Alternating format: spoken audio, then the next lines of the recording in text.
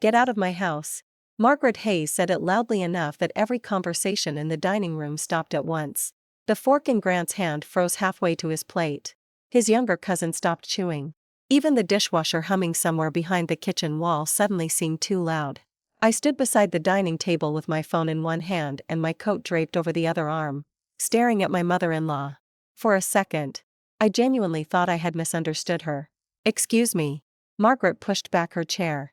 You heard me. Her face was flushed. Not with embarrassment but with the kind of anger that had already convinced itself it was righteous. You take something from my property without permission, disappear with it for an entire day, and then stroll into my home expecting dinner. My fingers tightened around my phone. I asked permission. No. You informed me. I texted you. And I was busy. You replied. Margaret's jaw stiffened. Across the table, Grant exhaled softly. That sound told me more than anything he could have said. He was already tired of the argument. Not because I was wrong. Because conflict made him uncomfortable. That had been the pattern for 9 years. Margaret could say anything she wanted. Grant would wait until I finally responded. Then he would ask both of us to calm down. As if one person starting a fire and another person calling the fire department were equally responsible for the smoke. I unlocked my phone. I still have the message. Margaret's eyes narrowed. Don't wave your phone in my face. I'm not waving anything. I opened our conversation. There it was. 3:14 p.m. Dad's neighborhood lost power. His backup battery isn't holding. Can I borrow the generator from your garage? I'll return it tomorrow morning. Her response had arrived less than 2 minutes later. Take it. Bring it back tomorrow. Simple. Clear. Impossible to misunderstand. I turned the screen toward her. You gave me permission. Margaret slapped the phone out of my hand. It hit the hardwood floor with a sharp crack. Someone gasped. The room went still. My phone landed face down beneath the edge of the dining table. For several seconds, nobody moved. I looked at the phone, then at Margaret, then at my husband. Grant stared at his mother as if he were waiting for her to explain what had just happened.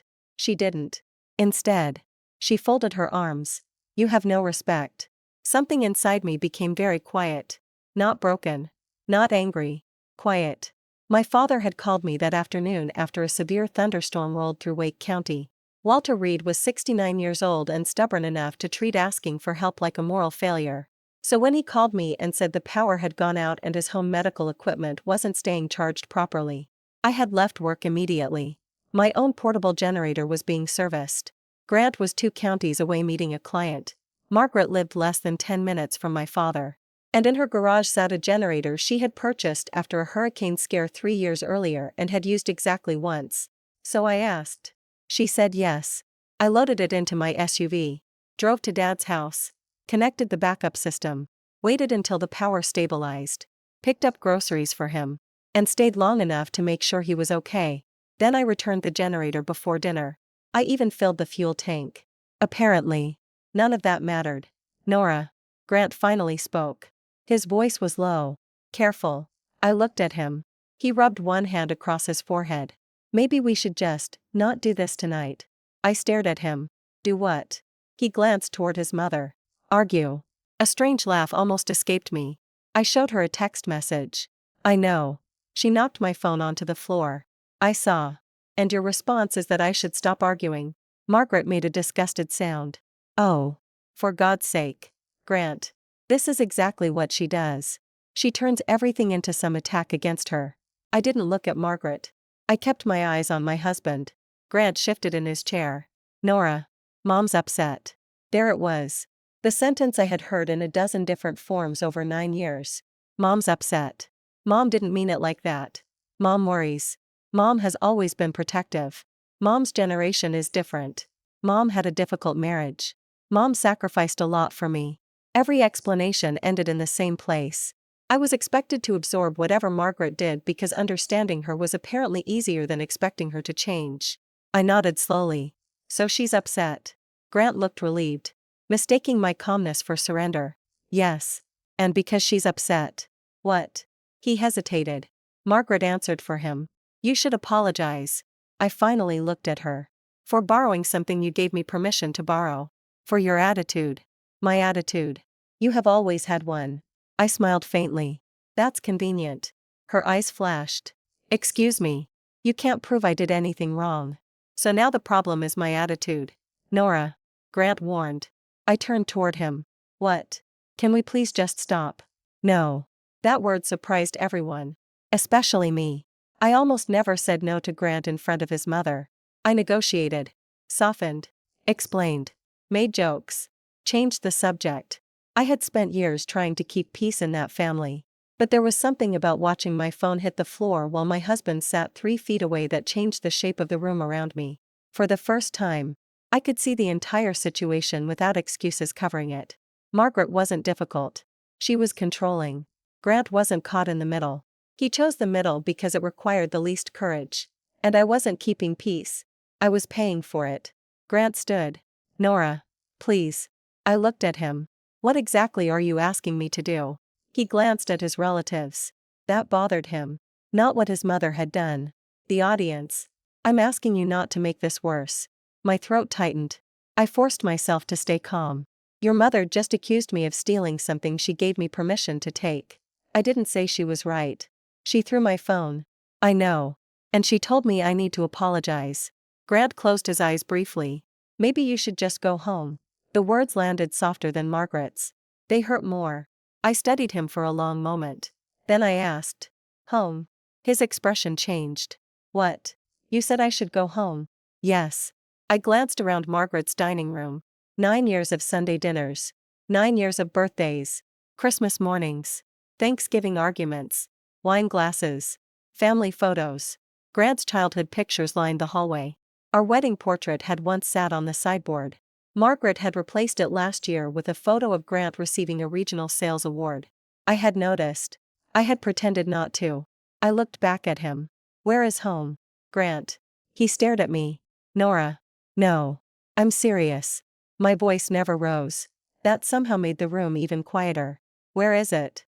He didn't answer. And that was my answer. I walked around the table and crouched to retrieve my phone. The protective case had cracked at one corner. The screen still worked. I stood. Margaret watched me with her chin lifted. You're being dramatic. I slid the phone into my purse. No. You always do this when someone calls you out. I put on my coat. Grant stepped toward me. Nora. Don't leave like this. I almost smiled. You just told me to. That's not what I meant. Then you should start saying what you mean. He looked genuinely hurt. Once. That expression would have stopped me. I would have gone to him. Lowered my voice. Told him I understood. I would have helped him feel better about failing me. Not tonight. I walked toward the front door. Margaret followed me into the foyer. Behind us. Nobody at the table spoke. I opened the door. Cold air rushed inside. Nora.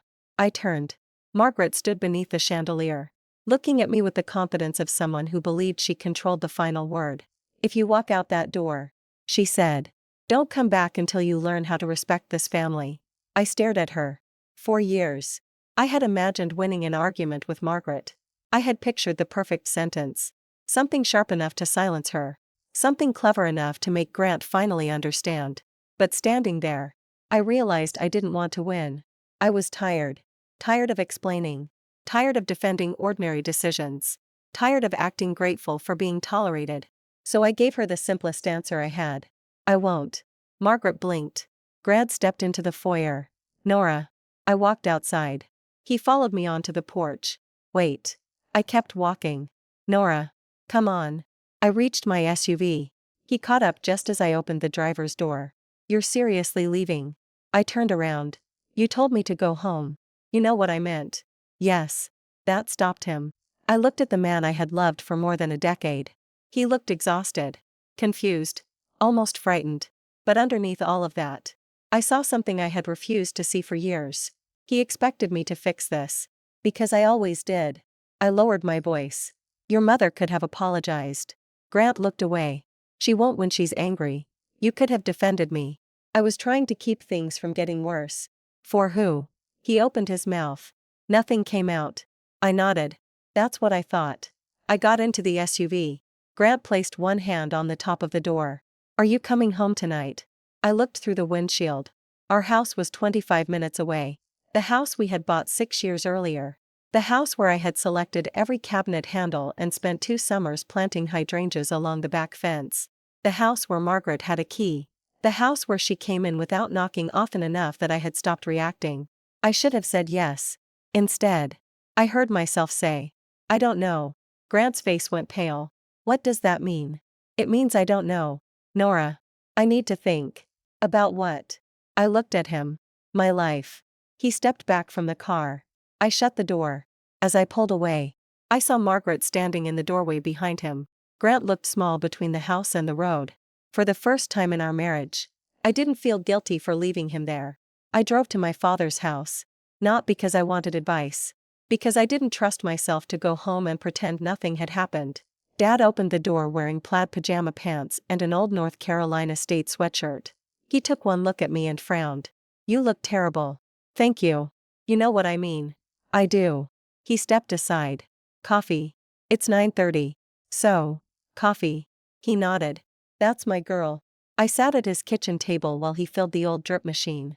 The generator I had borrowed from Margaret sat outside beneath the covered side porch, unplugged and ready to be returned. I stared at it through the window. That stupid machine. A piece of equipment had somehow exposed 9 years of marriage more clearly than any argument ever had.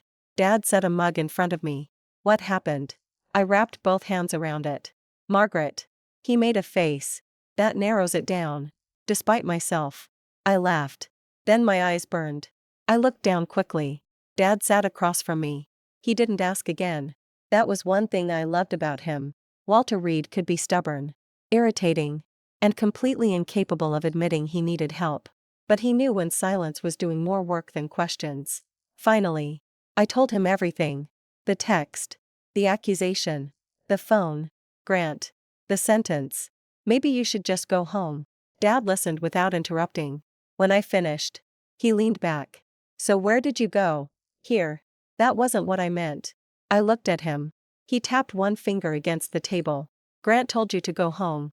"Yes. But you came here." I stared into my coffee. "I didn't want to go back to our house." Dad nodded. "Then maybe you learned something tonight." My chest tightened. "I'm not saying I want a divorce." I didn't say divorce. "I love him. I know. He's not a bad man." Dad's expression softened. "Nora. A person doesn't have to be evil to hurt you." I swallowed. He continued.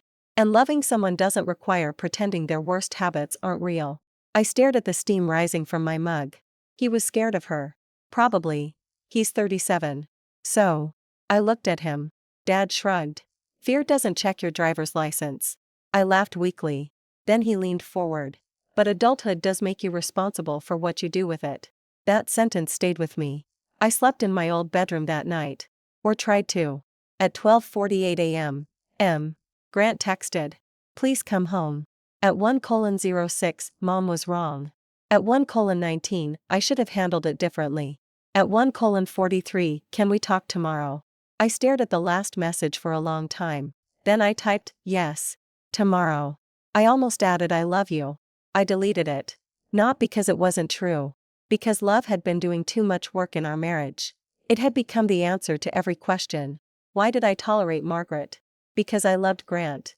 Why did Grant expect me to forgive her? Because he loved both of us. Why did we never change anything? Because we loved each other. At some point, love had stopped being a foundation and become an excuse. I put my phone on the nightstand. Then I remembered something Margaret had shouted months earlier during another argument. Something about money. Something I had ignored at the time. "You should be grateful," she had said. "Without Grant, you wouldn't have half the life you have." I had laughed because it sounded ridiculous. But lying there in the dark, I wondered whether Grant believed it too. Not consciously. Maybe not. But there was only one way to know how dependent I actually was. The next morning, before sunrise, I sat down at Dad's kitchen table with my laptop. I opened a blank spreadsheet. Then I began listing everything I owned. Not everything we owned. Everything I owned. Checking. Savings. Retirement. Investments. My share of the house. My salary. The industrial property account Dad had helped me establish years ago. The small ownership stake I barely looked at anymore. And finally, an investment account I had not seriously reviewed in nearly 18 months. I entered the password. The page loaded. I stared at the balance. then refreshed it.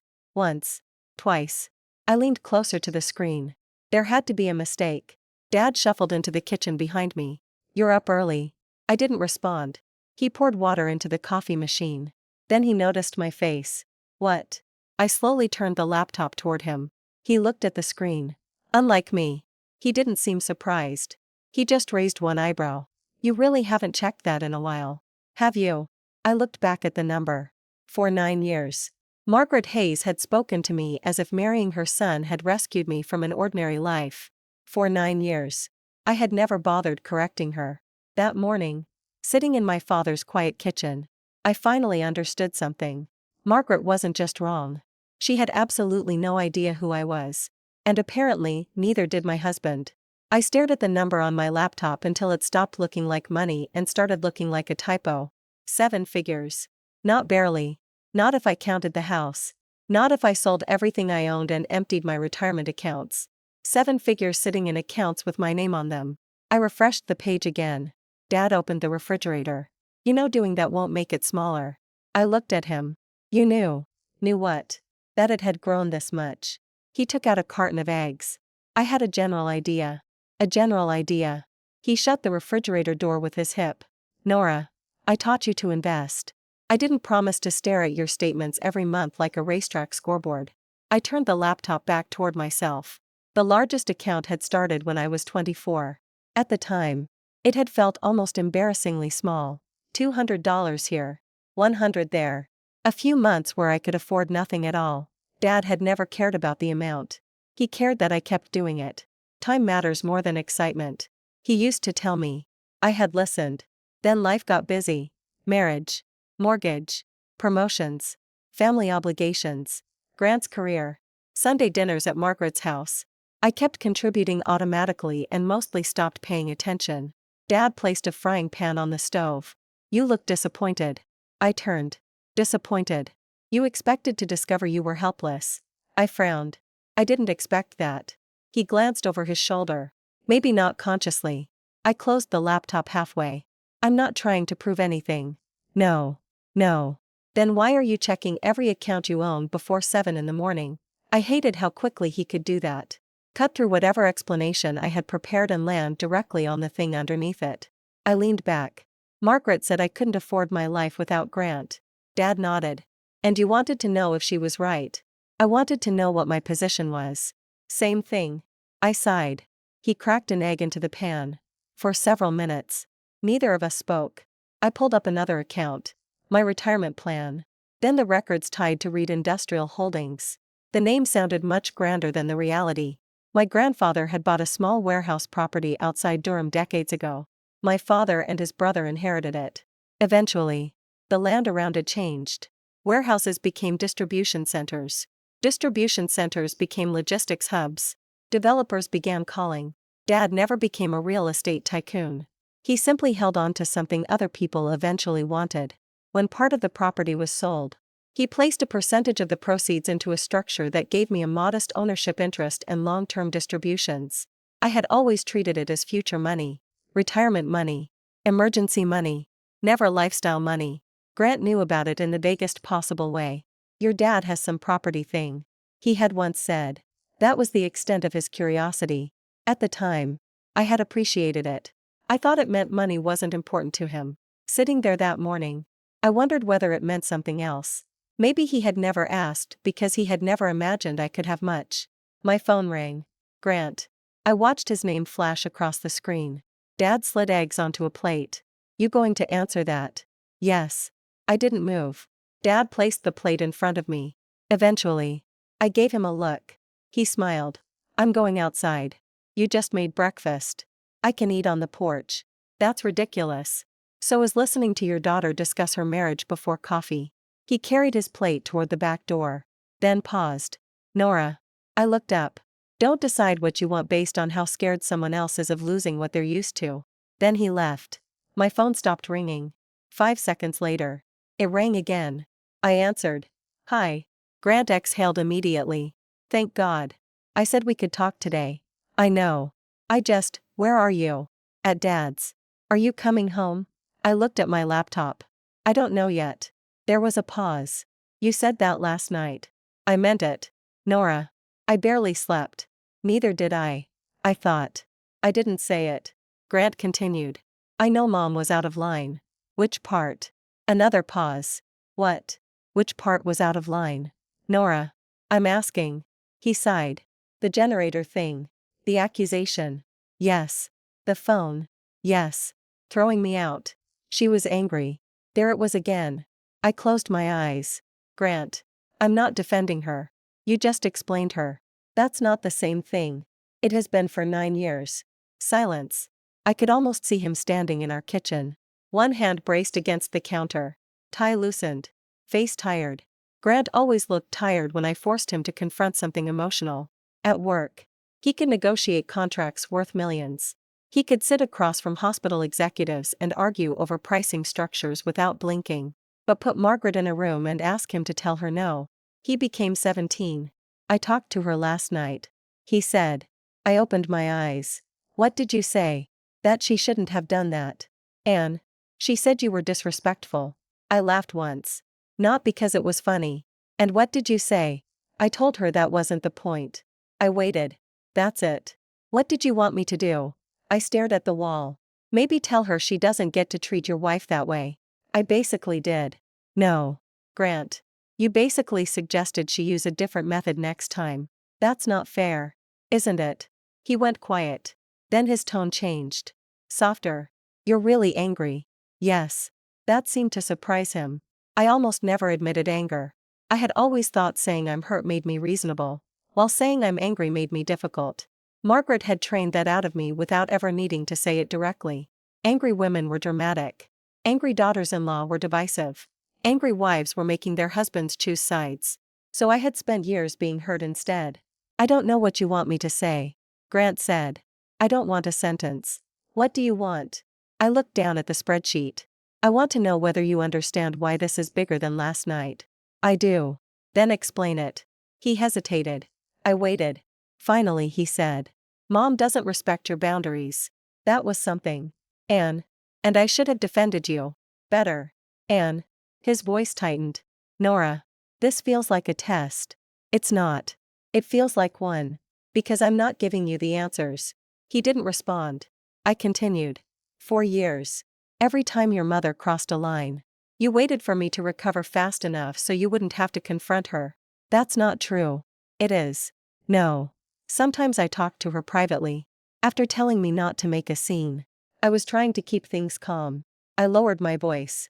You were trying to keep her calm. Grant stopped talking. I let the silence stay.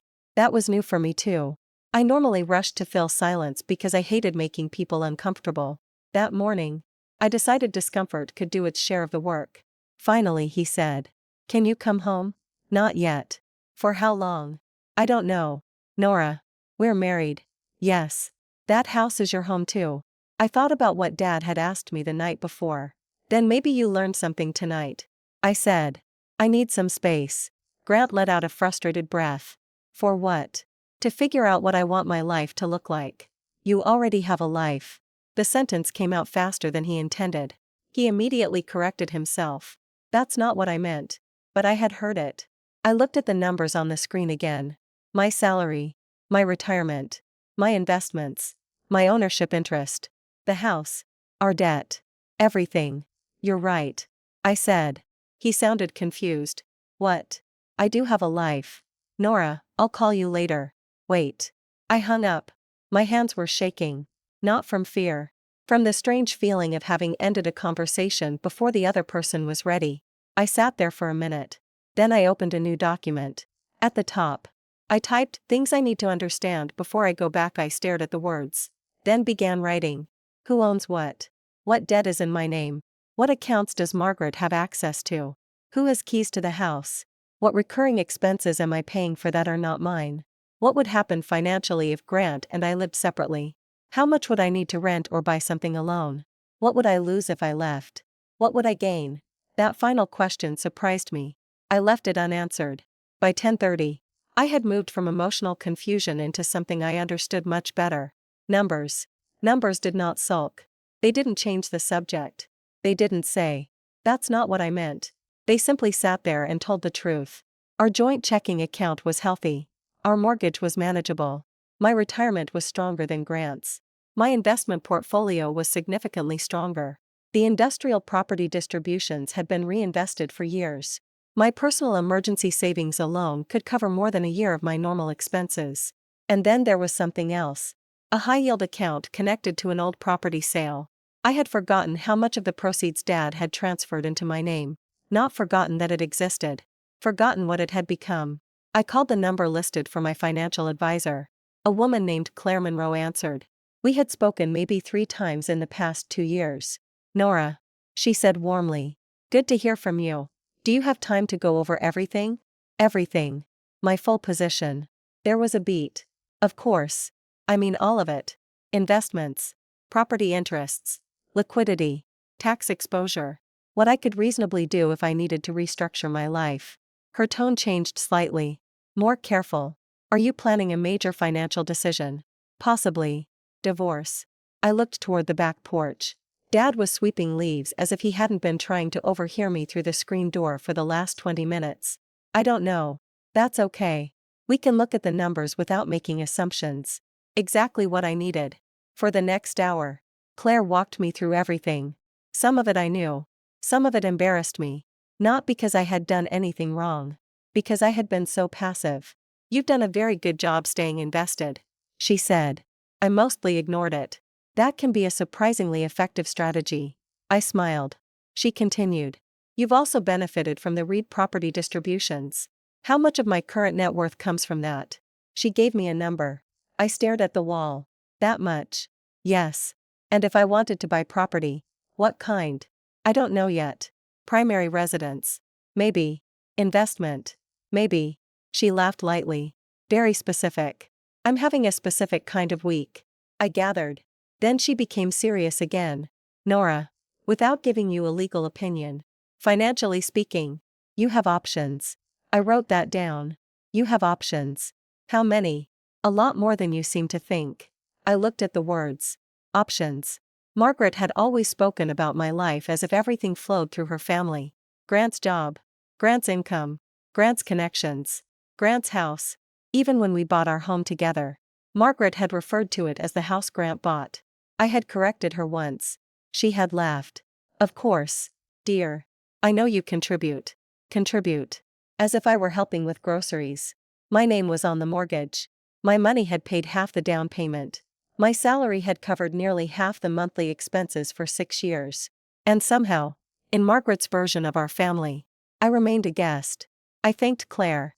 Before we hung up, I asked one more question. If I wanted to buy something expensive, how do I make sure I'm not making an emotional decision?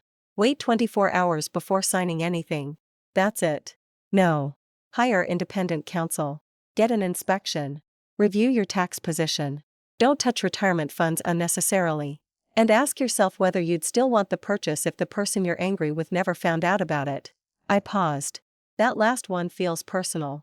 It's a useful question. I wrote it down too. At 11:15. My bank called.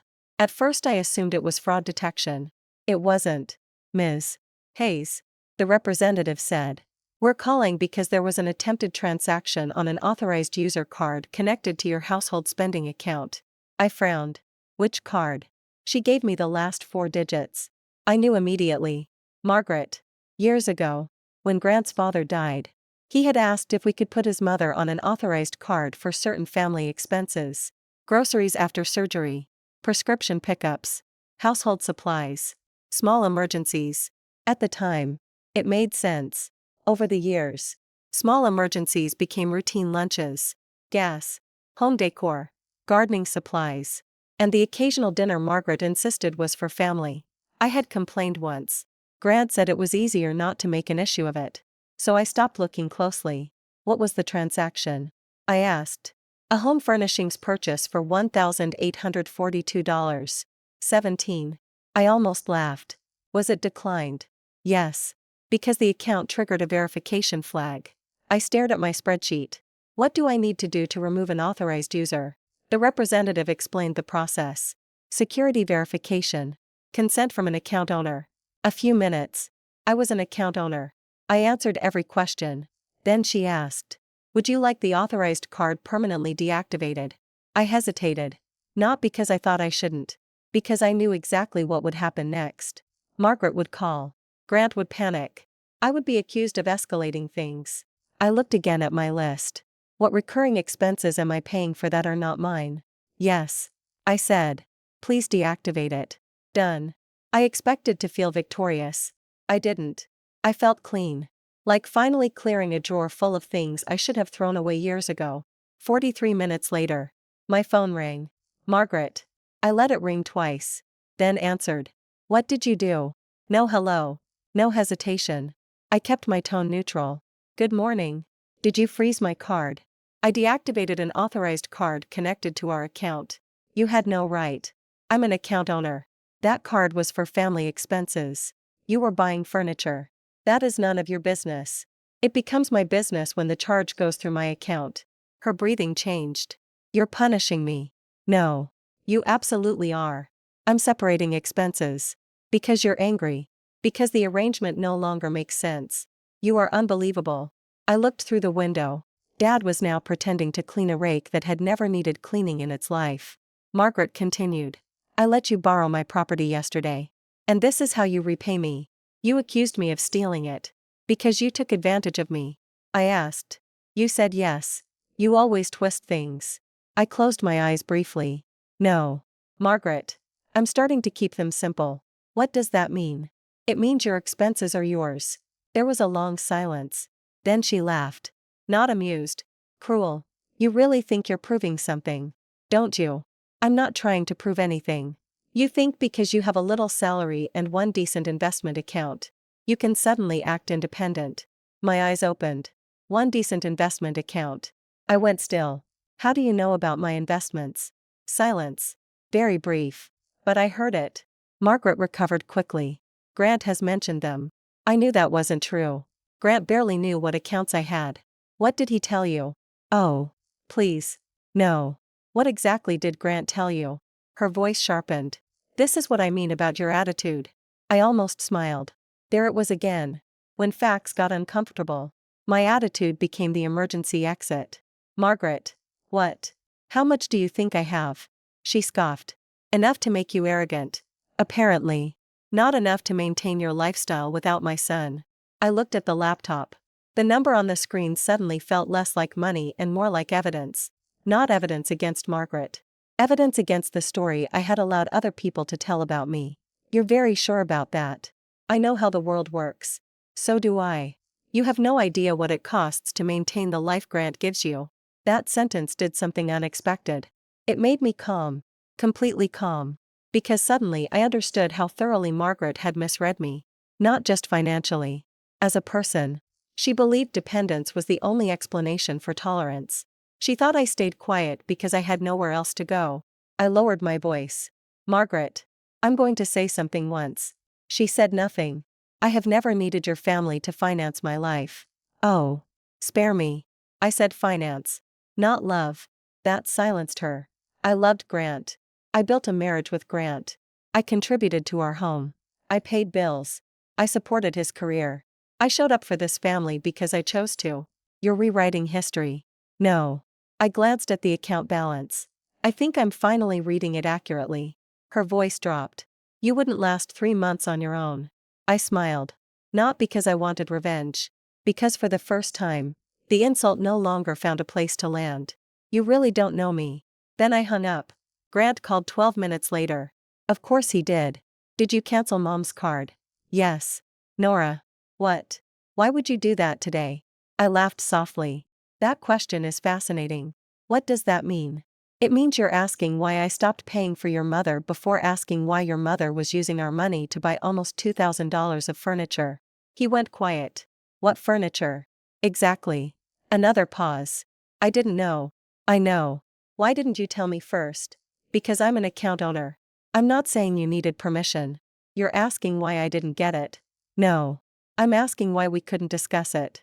I rubbed my forehead. Grant. Every time I discuss your mother with you, the discussion becomes about how I can make the situation easier. That's not fair. Then answer one question. Okay. Would you have agreed to cancel the card? Silence. I waited. Nora, would you? I would have wanted to talk to Mom first. Why? So she wouldn't feel blindsided. I closed my eyes. Thank you. For what? For answering honestly. He sighed. You're acting like this is some huge betrayal. No. I'm acting like I'm done subsidizing a dynamic that hurts me. That sounds like something a therapist would say. Maybe I should get one. I didn't mean it like that. I looked toward Dad's living room. Family photos lined one wall. Mom. Dad. Me at 16. Me at college graduation. Grant and me on our wedding day. I had always believed marriage meant combining lives. Somewhere along the way, I had confused combining with surrendering. Grant spoke again. Are you coming home tonight?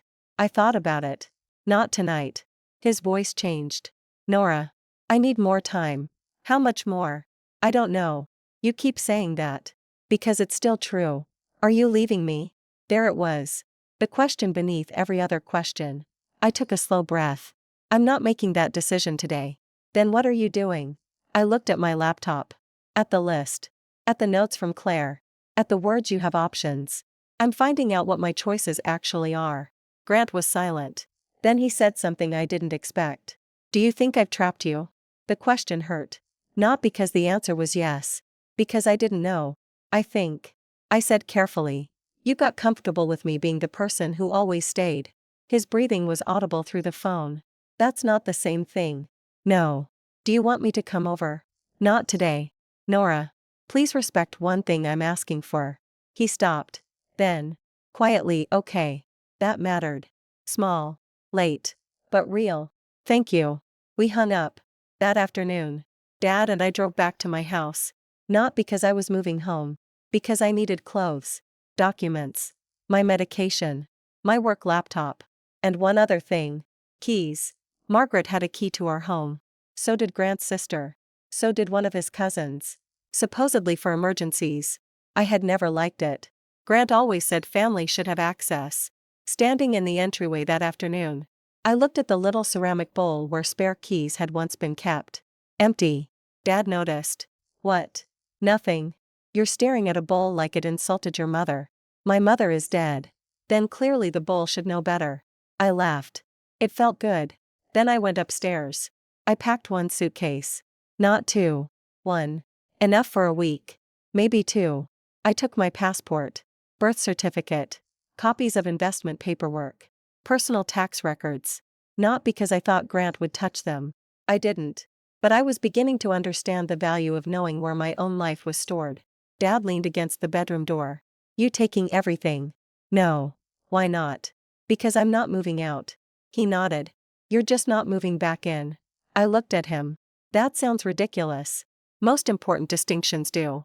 I zipped the suitcase.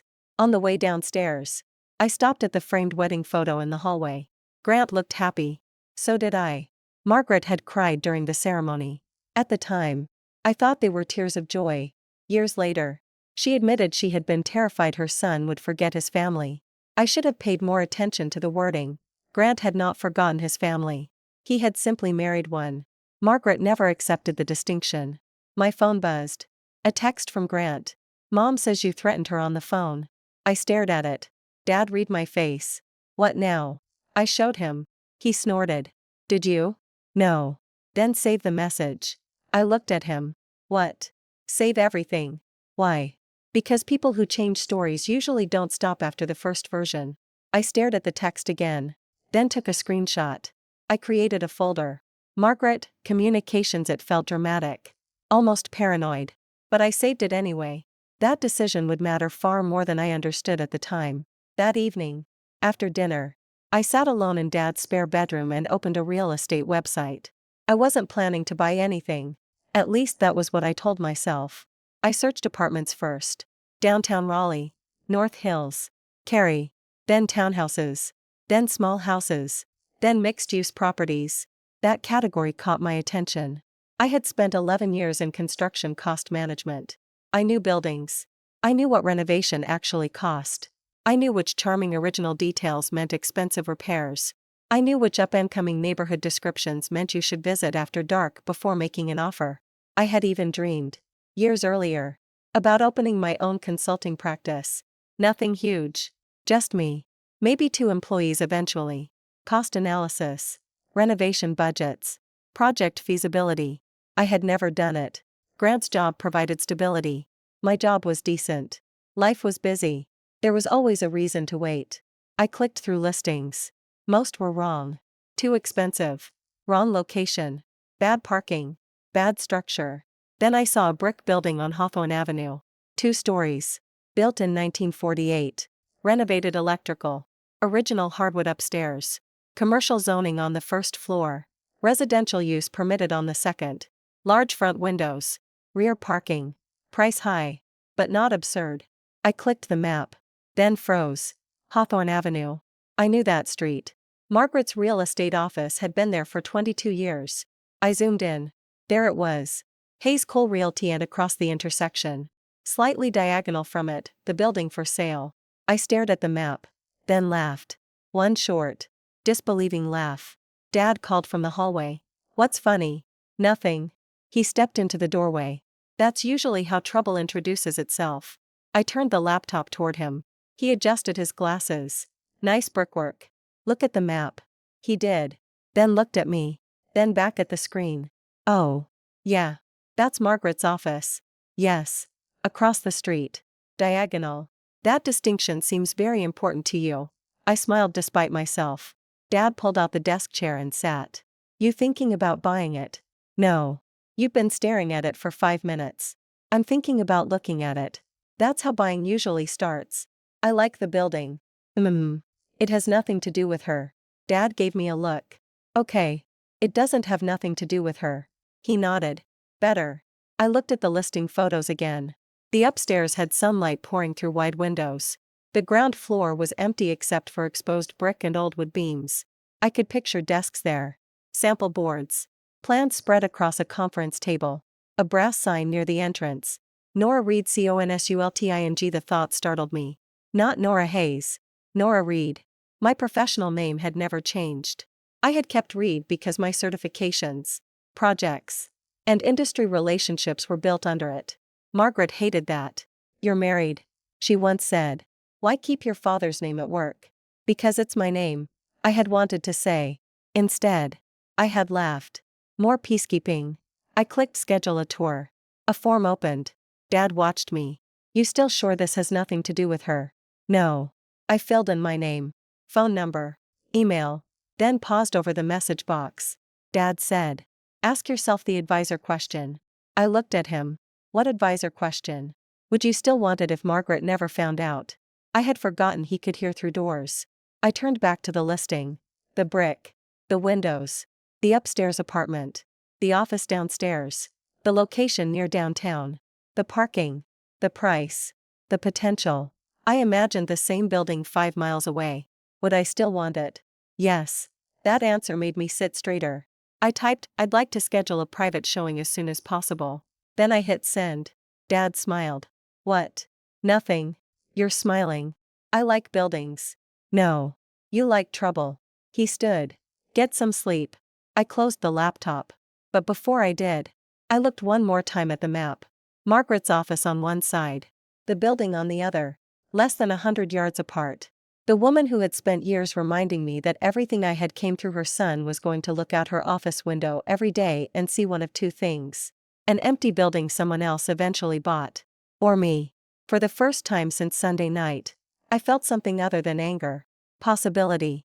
And once you realize you have options, dependence starts to look very different. The real estate agent called me at 8:07 the next morning. Her name was Melissa Crane.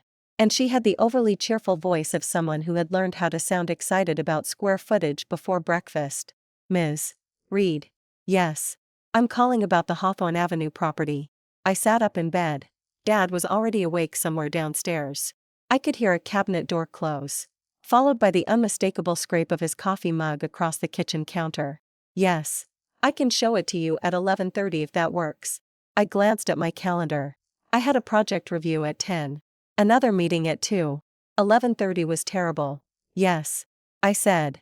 Melissa laughed. "I'll take that as enthusiasm. I'm curious. Curious buyers are my favorite kind." "I'm not a buyer yet." "Of course not." Her tone said she had heard that sentence many times before. We agreed to meet outside the building. After we hung up, I stayed sitting on the edge of the bed. My suitcase was open on the chair across from me. 2 blouses hung over the back. A pair of work shoes sat neatly underneath. Nothing about the room looked temporary. That bothered me. Dad's house had always been a place I could return to. But I didn't want returning to become the same thing as retreating. I wanted to decide what came next before comfort decided for me. My phone buzzed. Grant. Not a call this time. A text. Can we have dinner tonight? Just us. I stared at it. Then typed, maybe. I'll let you know. 3 dots appeared immediately. Disappeared. Returned. Then, okay. No guilt. No pressure. No mention of Margaret. That was progress. Tiny progress. But after 9 years of patterns, tiny things felt visible. I got dressed and drove to work. For the first hour, I almost managed to forget about everything. Construction budgets had that effect on me. They were wonderfully impersonal. Concrete cost what concrete cost. Steel didn't care whether your mother-in-law disliked you. A late permit didn't become offended when you asked for documentation. By 10:45, I was in my car headed toward Hawthorne Avenue. I told myself I was simply inspecting an asset. That sounded professional. Detached. Safe. Then I turned onto Hawthorne. And saw Margaret's office. The familiar green and gold sign sat above the entrance. Hayes Cole Realty. I had attended holiday parties there. Helped decorate that office one Christmas. Carried boxes when Margaret renovated the reception area. Sat at the conference table while she explained to Grant why a certain neighborhood was too transitional for our first home. I had spent years inside that building. Now I drove past it. Across the intersection stood the property from the listing. It looked better in person. That was inconvenient. The photos had made the brick appear darker. In daylight, it was warm red with pale limestone trim around the windows. The first floor had 3 large panes facing the street. The second floor windows were set back slightly beneath a simple cornice. Nothing flashy. Nothing grand. It looked solid. Useful. Permanent. Melissa was waiting on the sidewalk. She wore a navy blazer and held a tablet against her chest. You must be Nora. I parked and got out. That obvious. You're the only person who looked at the building before looking at me. I smiled. Occupational hazard. You said you work in construction. Cost analysis. Oh. Her expression changed. Just slightly. Less salesmanship. More caution. I noticed. You don't have to stop selling it. I said. She laughed. Good. Because I already prepared my charming old building speech. Does the charming old building have water intrusion? Not according to the disclosure. Roof age. 7 years. Electrical. Updated in 2019. HVAC. 2 systems. Downstairs replaced 4 years ago. Upstairs is older. How old? 11. I nodded. Foundation work. None disclosed. Melissa narrowed her eyes playfully. You're going to ruin my whole presentation. I'll let you tell me about the original hardwood. Thank you. She unlocked the door. The first thing I noticed was the light. Sunlight came through the front windows and stretched across the old wood floor. The space was open. Not huge. Maybe 1,800 square feet. Enough for 4 desks. A meeting room. A sample library. A small kitchenette in the rear. Melissa began describing possible uses. I barely heard her. I walked slowly toward the center of the room. In my mind, furniture appeared. Desks. Shelving. Material samples. Blueprint sets. A long table beneath pendant lights. My name on the glass. It came so easily that it frightened me. Melissa noticed. You've already designed it. Haven't you? No. You have the face. What face? The one buyers get when they stop seeing what's here and start seeing what they'd put here. I looked toward the front windows. Across the intersection. Margaret's office was visible through the glass. Not directly opposite. Close enough. Melissa followed my gaze. Oh. I turned. What? You know Margaret Hayes? I almost laughed. You could say that. Melissa looked between me and the office. Her expression became carefully neutral. She's well known around here. I'm aware. You work with her. No. Family. There are moments when a single word carries far more history than it deserves. Yes. Melissa waited. I didn't elaborate. To her credit, she didn't ask. Instead, she pointed toward the staircase. Want to see upstairs? Yes. The second floor changed everything. The listing photos had been good. Reality was better. 2 bedrooms. A renovated bathroom. A small kitchen with cream cabinets. Original trim. A living room with 3 tall windows overlooking Hawthorne. The space wasn't luxurious. That wasn't why I liked it. It felt manageable. Mind-sized. I stood in the middle of the living room. For 6 years. Grant and I had lived in a 4-bedroom suburban house because Margaret insisted property values were better there. We used 1 bedroom. 1 guest room. The third became storage. The fourth became an office nobody liked working in because the light was terrible. We had a dining room we used twice a year. A formal sitting room nobody sat in. 2,800 square feet of proof that we were doing adulthood correctly. This apartment had none of that. It had enough. That word felt radical. Melissa opened the balcony door. There's a small rear deck. I stepped outside. From there, I could see rooftops. An alley. The upper branches of 2 maples. No, Margaret. Even better. How long has it been listed? 26 days. Any offers? 1 early. Financing fell apart. Inspection. Completed. Can I see it? If the seller approves release. Any known zoning issues with professional services downstairs? No. But obviously you'd want your attorney to verify your intended use. I would. Melissa leaned against the railing. Can I ask something? You can ask. You don't have to answer. That sounds ominous. She smiled. Are you buying a building because you want the building or because you want someone across the street to see you buy it? I looked at her. For a moment. I was offended. Then I remembered Claire asking almost the same thing. Would you still want it if the person you were angry with never found out? I turned toward the apartment. The sunlight. The proportions. The quiet. Then downstairs. The office. The location. The numbers. Yes. Melissa raised an eyebrow.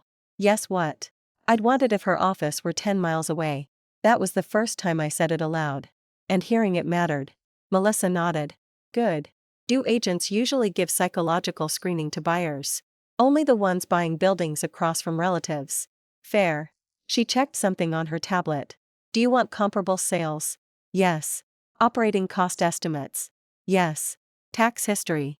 Yes. Seller disclosures? All of it. Melissa smiled. So you're curious. Extremely. I returned to work and spent the afternoon doing something I had always warned clients not to do. I thought emotionally about a building.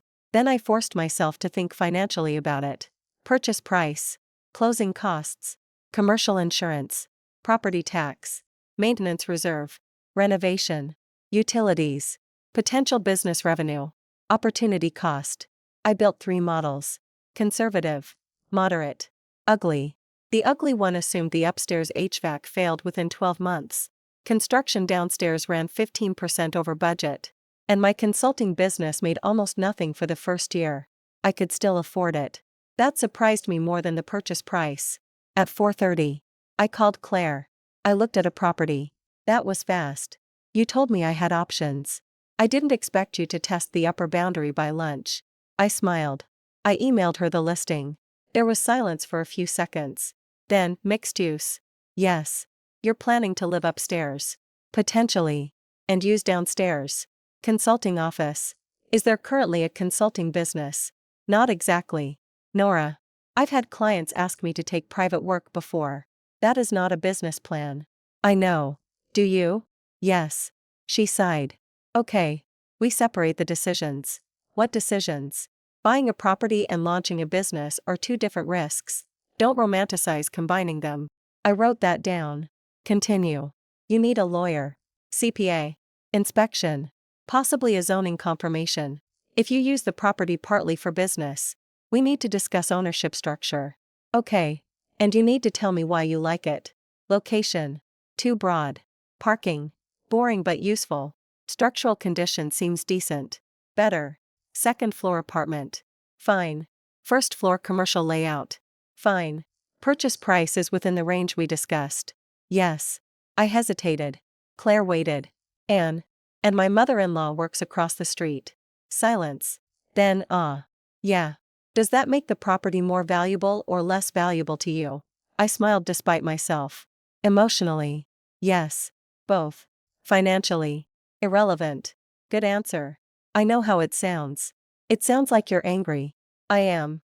That doesn't automatically make the decision bad. I leaned back in my chair. Really? People love pretending important decisions happen in emotional vacuums. They don't. The question is whether the decision survives after emotion is removed. I looked at my models. It does. Then moved to due diligence. Not buy. Not celebrate. Due diligence. That language helped. Can you recommend an attorney? Yes. By 6 that evening. I had 3 appointments scheduled for the next 2 days. Attorney. Inspector. CPA. I also had dinner with Grant. I almost canceled. Then decided not to. We met at a small restaurant near Dad's neighborhood. Neutral territory. That was intentional. Grant was already seated when I arrived. He stood. For a second. We both hesitated. Normally, he would kiss me. Instead, he touched my arm lightly. Hi. Hi. We sat. He looked tired again. But different from before. Less defensive. I'm glad you came. I said I might. I wasn't sure. The server took our drink orders. Then Grant looked at me. I talked to Mom. I said nothing. She's furious about the card. I assumed. I told her it's staying cancelled. That caught me off guard. You did? Yes. What did she say? You don't want to know. I probably do. She said you're controlling me. I stared at him. He gave a tired smile. I know. Anne. I told her canceling a card connected to our account was our decision. Our. Not yours. Not Nora's. Our. That was new. What happened? She hung up. I almost smiled. Welcome to the club. He actually laughed. Then his face became serious. I'm sorry. I looked down at the menu. For what part? All of it. That's broad. I know. He took a breath. I've been thinking about what you said. About me always asking you to make things easier. I waited. I do that. Yes. I thought I was being reasonable. You were being efficient. He frowned. What's the difference? You kept choosing the person who was easiest to ask to compromise. His expression changed. That landed. I knew you'd listen. He said quietly. Exactly. And I knew Mom wouldn't. Yes. He looked down at the table. That sounds terrible. It felt terrible. He nodded. I don't know how I didn't see it. You benefited from it. His eyes lifted. That sentence was harder. I didn't take it back. Grant sat very still. Then nodded once. You're right. I had expected resistance. It didn't come. That almost made me sadder. Because it showed me how obvious the truth had become. The server brought our drinks. We waited until she left. Grant asked. Are you coming home? No. His jaw tightened. But he didn't argue. Okay. I'm not trying to punish you. I know. I need to see whether things actually change when I'm not there fixing them. That makes sense. I studied him. You really think so? No. I blinked. Grant smiled faintly. I think it hurts like hell. But I understand why you're doing it. That was probably the most honest thing he had said all week. I relaxed slightly. Then he asked, what have you been doing? What do you mean? You said you were figuring out your options. I am. Financially. Among other things. His eyes dropped. Mom told me you said she doesn't know anything about your finances. She doesn't. She thinks she does. I noticed. He looked embarrassed. What exactly does she know? That's something I was going to ask you. Me. She referenced my investments. Grant frowned. I told her years ago your dad helped you open an account. Anything specific? No. Amounts? No. Statements? Definitely not. I watched his face. He seemed sincere. That bothered me more than if he had lied. Because if Grant hadn't given her information, where had Margaret gotten it? Why? She knew enough to comment on it. Grant rubbed one thumb along his glass. She might just be guessing. Maybe. I didn't believe that. Neither did he. Then he leaned back. So how much do you have? I stared at him. He immediately looked uncomfortable. Sorry. No. It's fair. I should probably know. You should probably have asked sometime in the last 9 years. He winced. Also fair. I folded my hands. How much do you think I have? Grant laughed nervously. This feels dangerous. It's not. I don't know. Retirement. Some investments. Maybe 100 grand. I stared at him. His smile faded. What? I didn't answer. Nora. What? How wrong am I? Very. He blinked. How very? I'm not ready to go through every account tonight. That's okay. But I need you to understand something. He waited. I'm not staying away from the house because I can't decide whether I can afford to leave. Grant's face changed. I continued. I can. He swallowed. Okay. And I'm not saying that to threaten you. I know. I'm saying it because your mother has spent years acting like I stayed because I needed your family financially. Grant looked away. I never thought that. Didn't you? He looked back. No. Then why did you assume my investments were around $100,000? He opened his mouth. Stopped. That answer came without words. Because I was ordinary. Because my salary was good but not extraordinary. Because I never wore expensive jewelry. Because my car was 6 years old. Because I didn't talk about money. Because in his family, wealth announced itself. Margaret liked people to know what things cost. Dad taught me the opposite. Grant looked embarrassed. I guess I never thought about it. That's the problem. I know. We were quiet for a moment. Then he asked, are you buying something? I looked at him. He knew me too well. What makes you ask? You get a specific look when you're planning something expensive. That's ridiculous. You had the same face before we remodeled the kitchen. I laughed despite myself. Then I said, I looked at a building today. Grant stopped smiling. A building. Mixed use. For what? Possibly an office. For your company. No. He stared. My company. The words felt strange. Good strange. You're starting a company. I'm considering it. Nora. What? That's huge. Maybe. You've talked about consulting for years. I know. Why now? I thought about the answer. Because Margaret threw my phone. Because Grant told me to go home. Because Dad said adulthood meant responsibility. Because Claire told me I had options. Because I had realized that waiting for the perfect time was just another form of asking permission. Because I finally started asking what I would build if nobody else got a vote. Grant looked at me for a long time. Then he smiled. Not threatened. Not defensive. Proud. You'd be good at it. My throat tightened unexpectedly. Thank you. Where's the building? I hesitated. That was apparently enough. Grant narrowed his eyes. Nora. What? Where? Hawthorne Avenue. His face went blank. Then slowly, no. I tried not to laugh. You don't even know the number. I don't need the number. He leaned forward. Please tell me it is not across from my mother's office. Diagonal. Grant covered his face with both hands. I laughed. Actually laughed. For the first time in days. He looked through his fingers. You're serious? Yes. Oh my God. I liked the building before I fully processed the location. That is not reassuring. It's true. He lowered his hands. Are you buying it because of her? No. Not even a little. I thought about it. A little. He groaned. But I would buy it if her office were somewhere else. He studied me. You really like it? Yes. Can you afford it?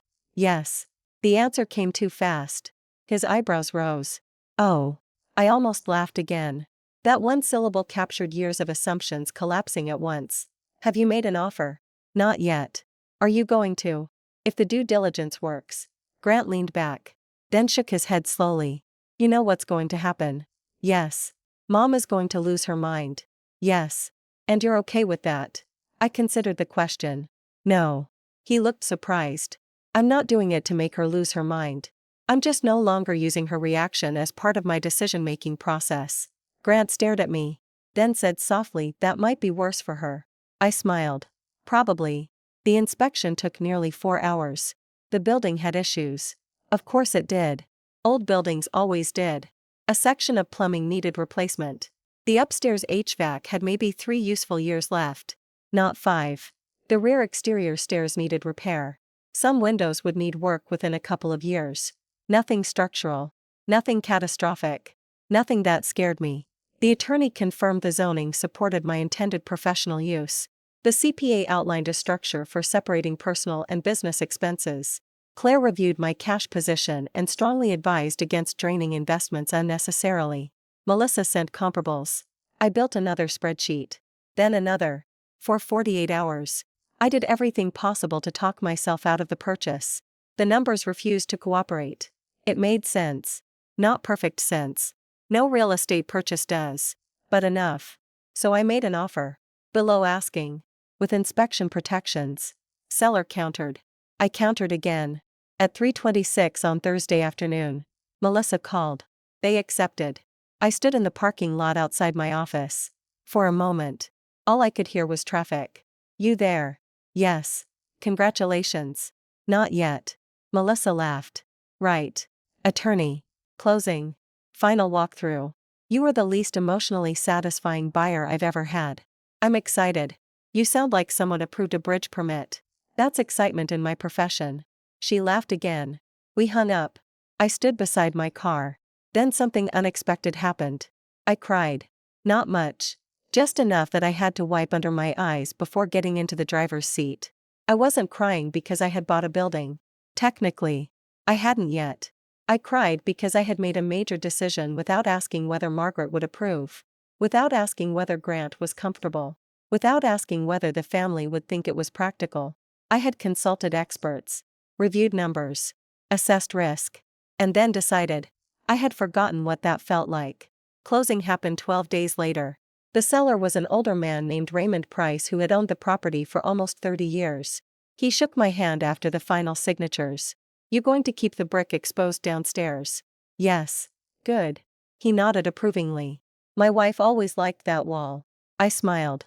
What was there before? Accounting firm. Before that. A tailor. Long time ago. He looked around the closing room as if he could still see decades inside the paperwork. Then he pushed the keys toward me. Take care of it. I will. I picked them up. 3 keys on an old brass ring. Heavy. Ordinary. Perfect. Claire had warned me that purchasing property during marital uncertainty could complicate things. So every legal and financial detail had been reviewed carefully before closing. Nothing hidden. Nothing reckless. Nothing borrowed from Margaret. The funds came from accounts in my name and financing approved solely based on my finances. I had never felt more aware of every signature I made. By the time I left the attorney's office, the building belonged to me. I sat in my car and held the keys. Then I called Dad. Well, he said. You knew why I was calling. I was hoping you'd finally admit I'm your favorite parent. You were my only parent for 12 years. Still counts. I closed. There was a pause. Then his voice softened. Good. That's all. What do you want? Fireworks. Maybe. I'll buy a cupcake. Generous. Then he said, proud of you. That did more damage than fireworks would have. I blinked quickly. Thanks. Dad. You tell Grant. Not yet. You tell Margaret. I laughed. Absolutely not. Smart. I'm moving some things this weekend. Need help? Yes. Then why did you wait until now to ask? Because you're 69. And you had a health scare 2 weeks ago. I can carry boxes. You can carry 1 box. 2. 1. We'll negotiate. I didn't announce the purchase. No social media. No dramatic family message. No champagne photo holding the keys. I had spent too much of my life reacting to other people. I wanted this thing to exist before it became a performance. The first floor needed work before I could use it. Upstairs was ready. So Saturday morning, a moving company arrived with the smaller furniture I had bought during the week. A sofa, bed, desk, dining table, bookshelves. Dad followed in his pickup with exactly 1 box. Because apparently he had decided obedience could be technically satisfied. I parked behind the building. For almost an hour. Nothing happened. Then I carried a box of books around to the front entrance. I should have used the back. I knew that. But the front door was open. The sidewalk was clear. And I wasn't going to restructure my day around the possibility of Margaret looking through a window. I reached the entrance. Then heard my name. Nora. I stopped. There are tones of voice you recognize before you recognize the speaker. Margaret sounded confused. Not angry. That was new. I turned. She stood outside Hayes Cole Realty. Cream trousers. Dark blouse. Sunglasses pushed onto her head. A leather folder tucked beneath one arm. She stared at me. Then at the box. Then at the building. What are you doing? I shifted the box against my hip. Moving. She frowned. Into where? I looked at the open door beside me. Margaret followed my eyes. Her face changed. No. I said nothing. She crossed the street. Not running. Margaret Hayes did not run. But she walked quickly enough that her shoes struck the pavement like punctuation. You're renting this building. No. She stopped 3 feet away. Her eyes moved to the windows. Then the upper floor. Then back to me. What do you mean? No. I'm not renting it. A truck passed behind her. For a second. Traffic filled the silence. Margaret stared. You bought it. Yes. Her expression didn't change immediately. That made it more satisfying than any dramatic reaction could have. I watched her brain reject the information. Then recalculate. Then reject it again. You bought this building. Yes. This one. I almost smiled. There's only one here. How? There it was. Not congratulations. Not why. How? As if the purchase itself violated something she understood about the world. I signed a lot of papers. Nora. What? How did you buy this? With money. Her eyes narrowed. Don't be smart. I shifted the box again. It's heavy. Margaret. What do you actually want to ask me? She lowered her voice. Did Grant give you money? No. Did you take money out of the house? No. Did you borrow against something jointly owned? No. Then where did it come from? My accounts. She laughed. One short sound. Not amusement. Disbelief. You expect me to believe you bought a property on Hawthorne Avenue with your savings, investments and financing. Yes. What financing? Mine. Nora. This building is worth, I know what it's worth. She stopped. That was another thing she had never adjusted to. I worked in construction finance. I evaluated multi-million-dollar projects for a living. Yet Margaret still explained property values to me as if I were a teenager buying my first apartment. She looked at the building again. Then her office. Understanding finally arrived. You did this because of me. No. Her eyes snapped back to mine. You expect me to believe that. I bought it because I like the property. Across from my office. Diagonal.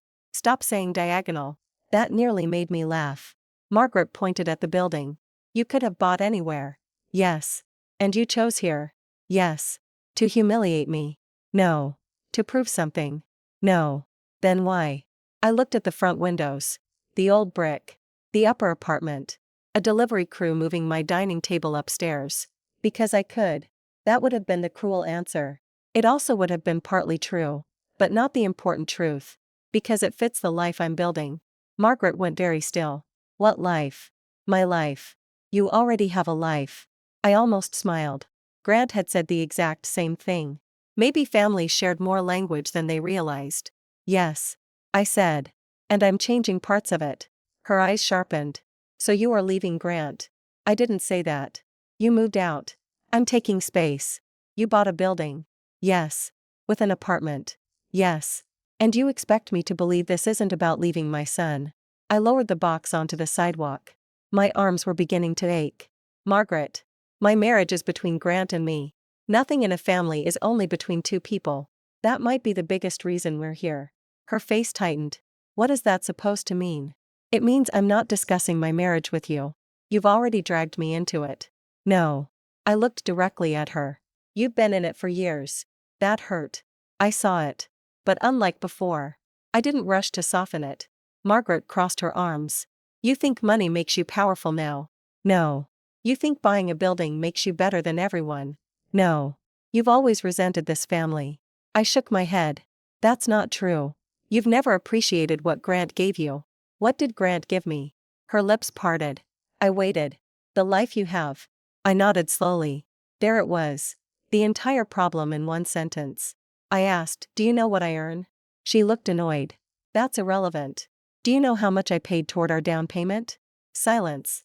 How much of the mortgage I've paid? That house belongs to both of you. Exactly. Margaret's jaw tightened. I continued. Do you know what my retirement balance is? No. My investment balance. You have some account your father set up. How much? She didn't answer. Do you know what I own through Reed Industrial? Her expression changed. Tiny. Almost invisible. But I saw it. I had spent years in meetings reading contractors across tables. People revealed themselves in pauses. A breath held too long. An eye movement. A delay. Margaret knew something. How do you know that name? I asked. She recovered quickly. Grant mentioned it. No. He did. No. He didn't. You don't know every conversation I have with my son. No. But I asked him. That stopped her.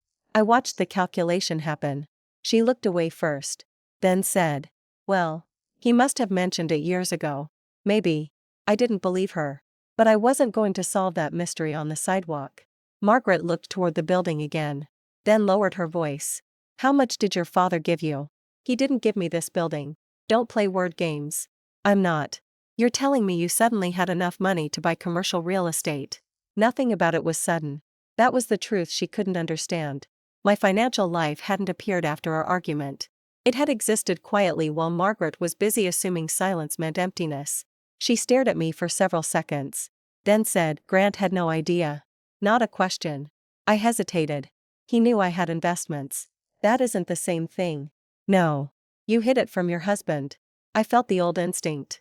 Defend. Explain. Prove innocence.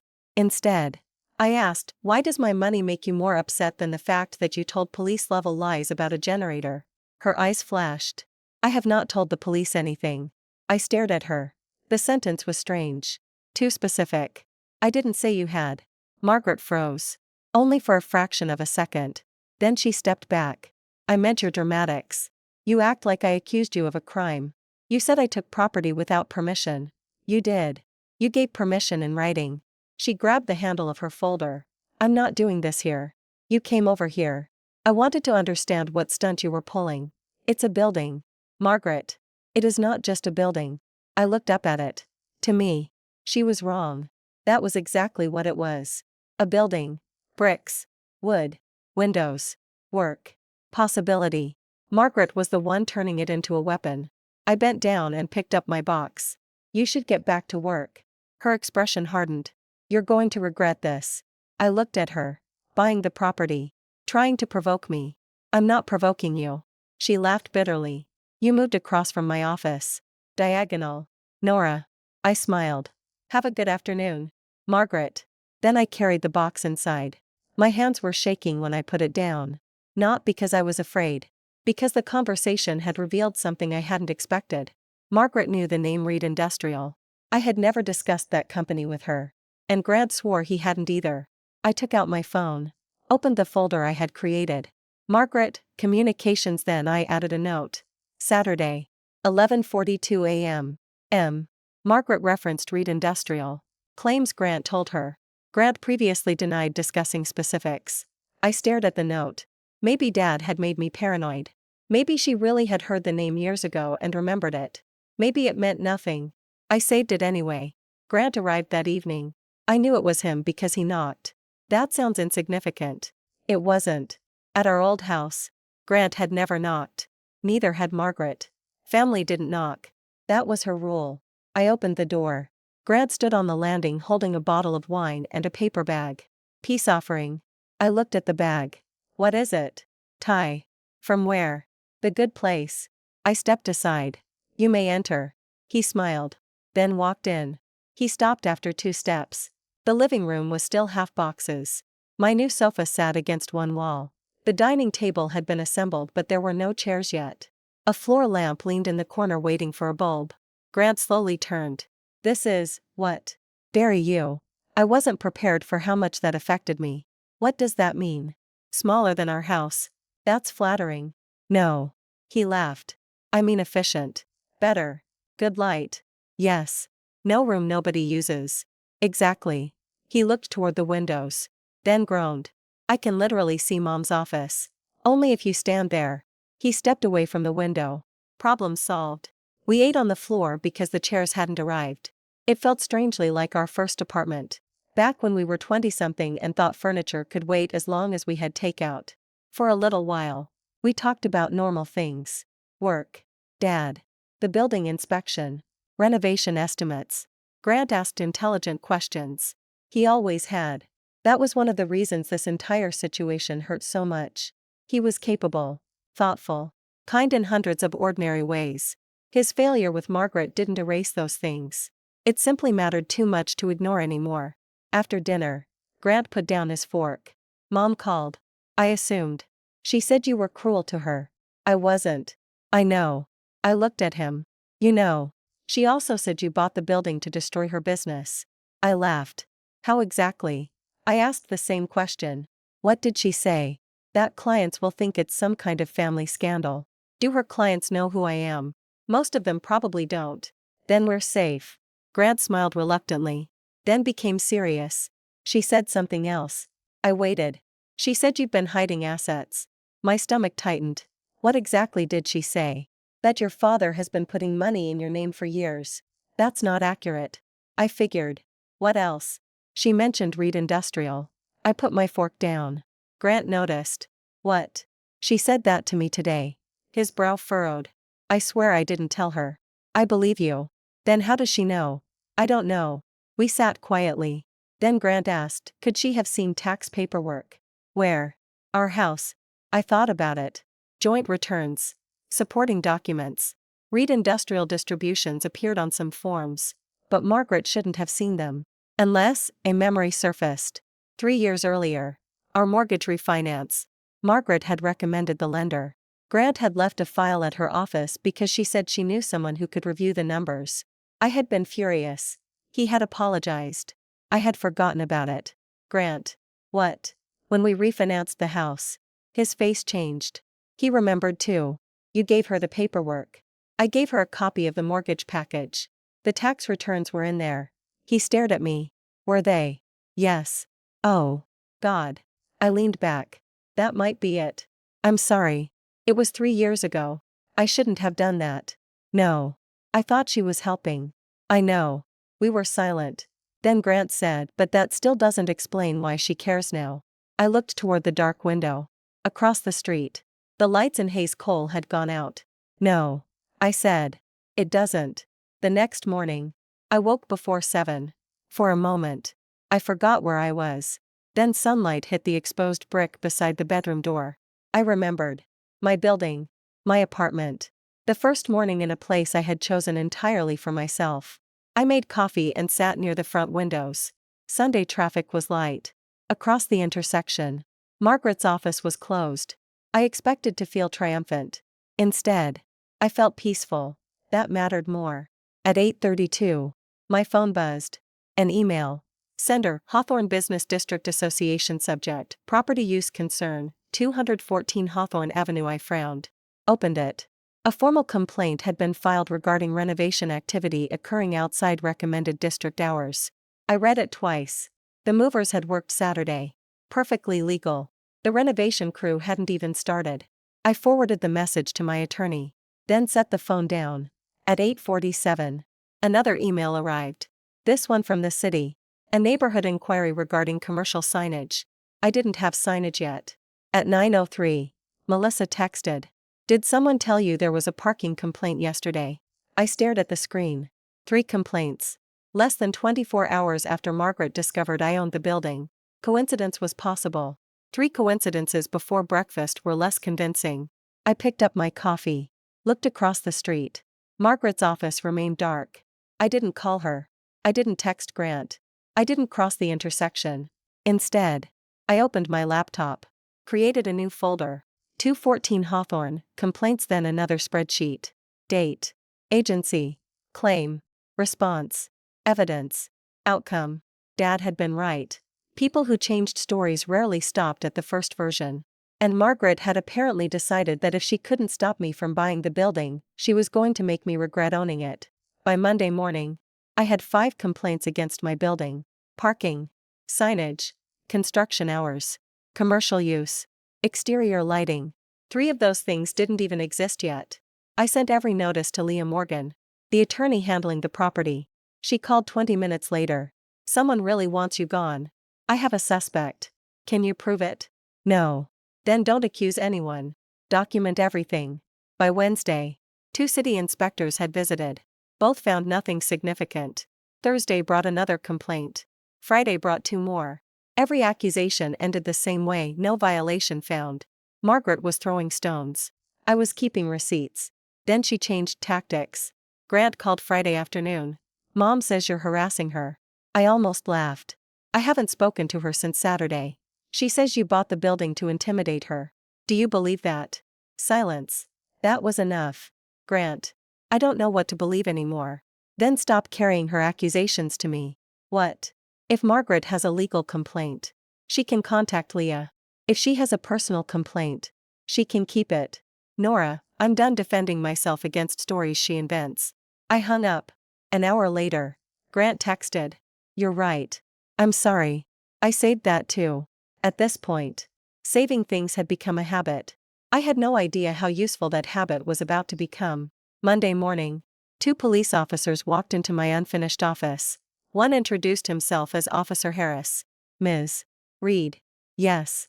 We need to ask about property belonging to Margaret Hayes. I already knew. The generator. His eyebrows lifted. So you know why we're here. I know what she's accusing me of. Harris opened his notebook. Mrs.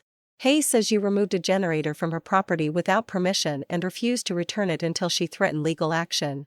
For 3 seconds. I just stared at him. Margaret had actually done it. She had turned a family argument into a police report.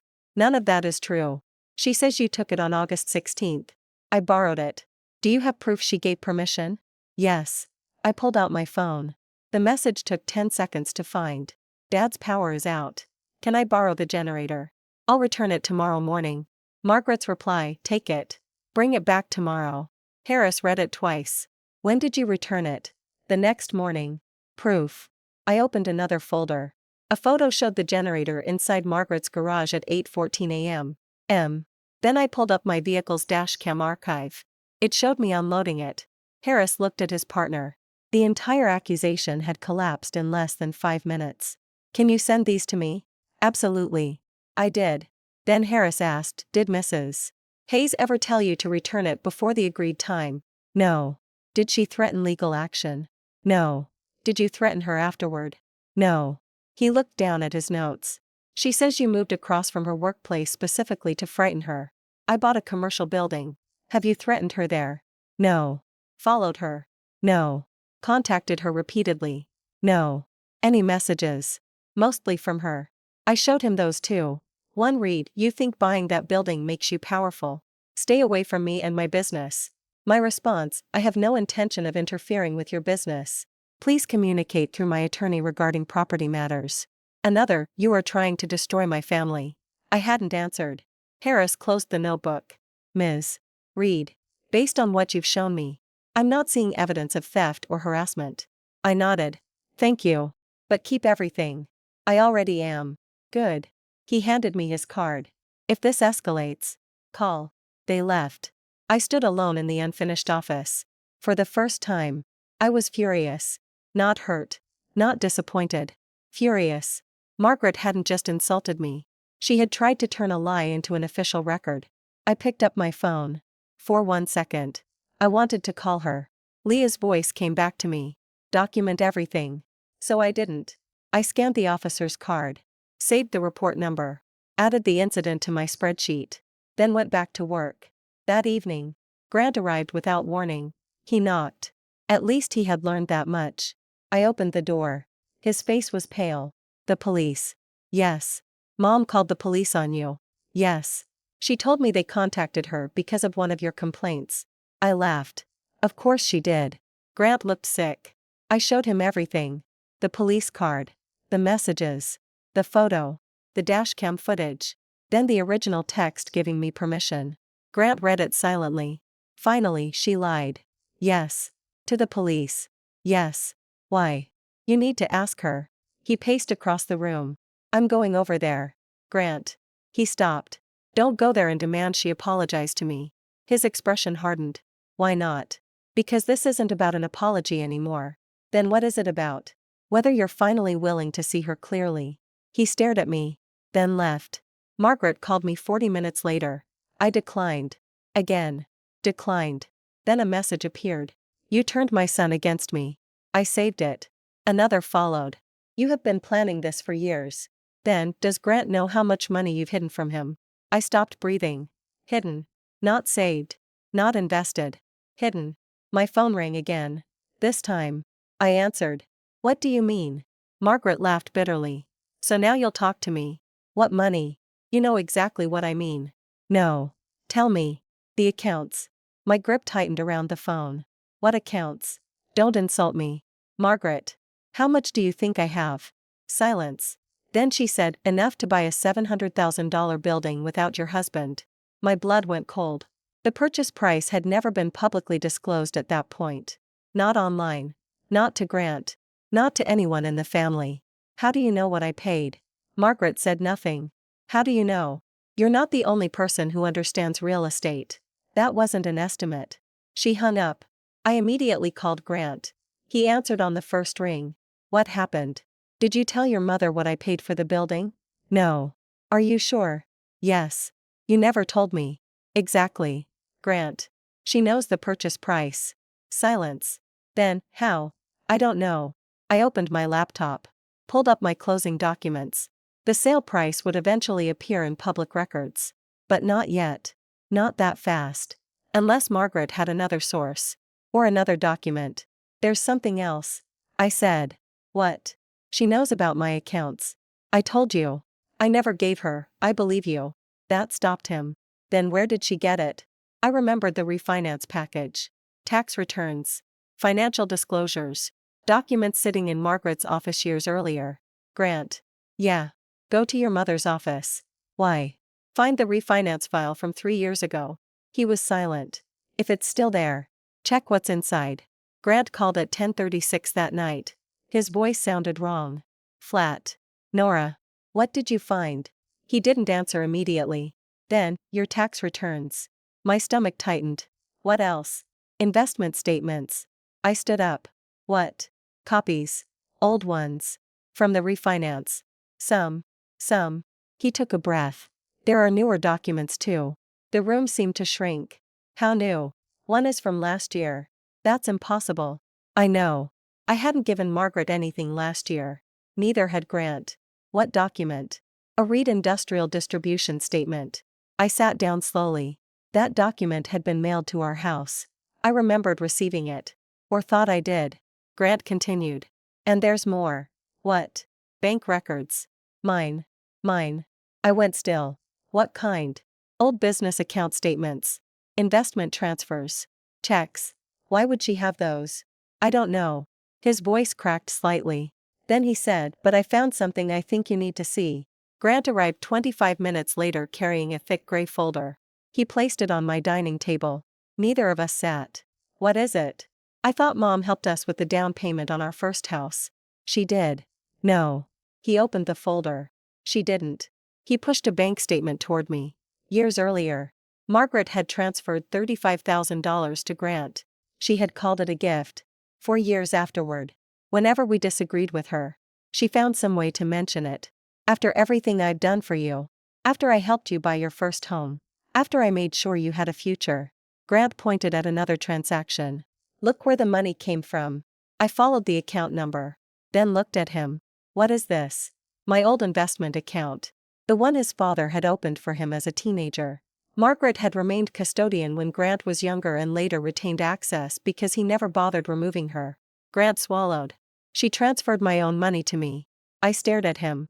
And told you it was hers. Yes. Another statement. Another transfer. $8,000 when Grant changed jobs. $12,000 when we renovated our kitchen. $5,000 after his father died. Every time. Margaret had presented herself as rescuing us. Every time. At least part of the money had come from accounts already belonging to Grant. His face had gone gray. She made me feel guilty for spending my own money. I didn't know what to say. He pulled out another page. And look at this. An email. Margaret to her accountant. 2 years earlier. Grant doesn't need direct control of everything yet. He makes emotional decisions when Nora pressures him. I read it again. Grant stared at the table. She convinced me you were the reason I needed her help. My anger disappeared. What replaced it was worse. Clarity. This wasn't a difficult mother who loved her son too much. This was a system. Money. Guilt. Information. Control. And I had spent 9 years standing inside it without seeing the walls. Grant sank into a chair. I defended her. I sat opposite him. Yes. She lied to me for years. Yes. I let her blame you. Yes. He looked at me. His eyes were wet. I should have protected you. For 9 years. I had wanted to hear those words. Now that they finally came. They didn't magically repair anything. I know. He looked down. I'm sorry. I believe you. His eyes lifted. But believing you're sorry isn't the same as pretending this never happened. He nodded. I know. Then his phone rang. Margaret. We both looked at the screen. Grant let it ring. She called again. He declined. A message appeared. He read it. His face changed. What? He turned the phone toward me. Bring Nora tomorrow. We end this once and for all. She wants a war. She'll get one. I stared at the message. Then at the folder between us. Margaret still thought she had leverage. She didn't know Grant had found the files. She didn't know we had traced the money. And she definitely didn't know we had the email. I looked at Grant. Does she want to end it? He nodded slowly. Apparently. I closed the folder. Good. For the first time since this began. I wasn't going into the next confrontation to defend myself. Margaret had accused me of theft, harassment, manipulation, financial deception. Tomorrow. She could say whatever she wanted. Because this time, we were bringing the receipts. Margaret changed the meeting place twice. First, her office. Then her house. Finally, Grant insisted on Leah's conference room. If this is really about ending the conflict, he told his mother, we do it somewhere neutral. Margaret agreed. That should have warned me. At 10 the next morning, Leah and I entered the conference room. Margaret was already there with her attorney. Grant sat at the far end of the table. He had the gray folder beside him. Margaret hadn't noticed it yet. She looked at me. You brought a lawyer. So did you. This is a family matter. You made it a police matter. Her attorney shifted uncomfortably. Leah placed a thin folder in front of me. Let's keep this factual. Margaret leaned back. Fine. I opened the folder. Did you give me permission to borrow your generator? Margaret's expression hardened. I allowed you to use it under certain conditions. I slid a printed screenshot across the table. Take it. Bring it back tomorrow. Did I return it the next morning? Yes. But, I placed the timestamped photo beside the message. Did you tell police I took it without permission? Silence. Her attorney looked at her. Margaret. She crossed her arms. I was angry. That isn't what I asked. Yes. Grant closed his eyes. I continued. Did you tell police I refused to return it? I felt that, yes or no? Her attorney spoke quietly. Answer the question. Margaret glared at me. Yes. I pushed the police correspondence forward. The complaint wasn't supported by the evidence. Margaret said nothing. Did I threaten you? No. Follow you? No. Interfere with your business? No. Then why did you file complaints against my building? I was concerned.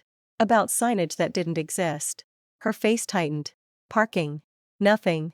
Construction that hadn't started. Still nothing. Leah touched my arm lightly. Enough. The facts were already on the table. Margaret looked toward Grant. You see what she's doing? Grant didn't move. She's humiliating me. No. He said. Margaret blinked. She's documenting you. The room went quiet. For the first time, I saw uncertainty cross Margaret's face. Then she recovered. Well, perhaps we should discuss Nora's honesty. I knew what was coming. Margaret looked at me. Does your husband know how much money you've been hiding? Leah immediately said. Her personal finances are not relevant to the police complaint. They're relevant to my son. Grant finally reached for the gray folder. Actually, Mom, they're relevant to me too. Margaret smiled. She thought he was agreeing with her. I knew you'd understand. Grant opened the folder. I understand a lot more than I did yesterday. Her smile disappeared. He pulled out my old investment statement. Why did you have this? Margaret stared at it. That came from your refinance paperwork. Grant placed another document beside it. This one didn't. A Reed Industrial Distribution statement. Last year. Margaret's attorney leaned closer. Margaret said nothing. Grant asked again. Why did you have it? I don't remember. You filed it. I keep records. Of Nora's private mail. Margaret's face flushed. I was trying to protect you. From what? From finding out one day that your wife had prepared an entire life without you. I felt the words hit Grant. He looked at me briefly. Then back at his mother. She invested before she met me. That isn't the point. It is exactly the point. Margaret leaned forward. She had hundreds of thousands of dollars you didn't know about. More than that. I said.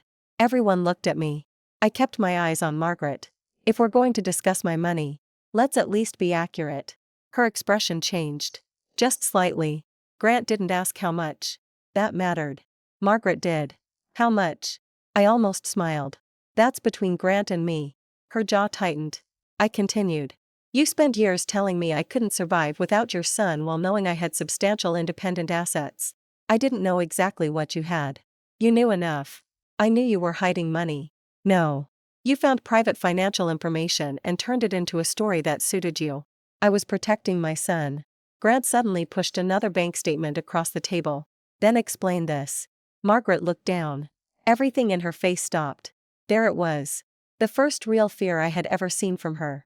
Grant pointed to the $35,000 transfer. You told me this was your money.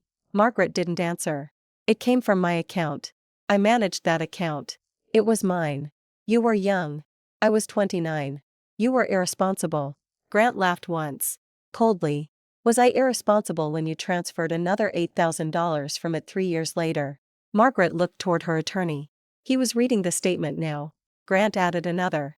And $12,000 after that. Grant, you told me you paid for our kitchen renovation. I helped you. With my own money. I had managed those investments for years. That doesn't make them yours. Margaret's voice rose. You would have wasted it. On what? She pointed at me. Her. The room went silent. Grant stared at his mother. Margaret realized too late what she had said. She tried to recover. I mean the lifestyle. The house. Everything she wanted. I spoke before Grant could. Margaret. Who wanted our house? She looked at me. You did. No. Her eyes narrowed. You rejected the first 3 houses Grant and I liked because you said the neighborhoods weren't good enough. That was advice. You chose the realtor.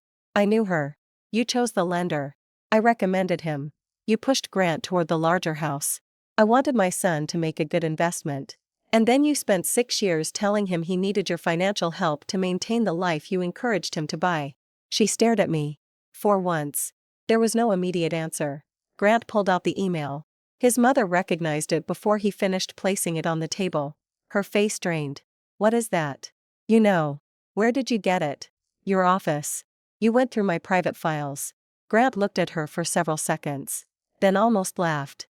You're angry that I read a file containing my own bank records and my wife's private financial documents. Margaret turned to her attorney. This meeting is over. No. Grant said. She started to stand. Sit down. Everyone froze. I had never heard him speak to his mother that way. Not shouting. Not pleading. Just firm. Margaret stared at him. Grant tapped the email. Read it. I don't need to. Read it. She sat. Her attorney remained silent. Margaret looked down. The sentence was right there. Grant doesn't need direct control of everything yet. He makes emotional decisions when Nora pressures him. Grant asked, What did you mean? Margaret's hands tightened. You don't understand the context. Explain it. I was worried.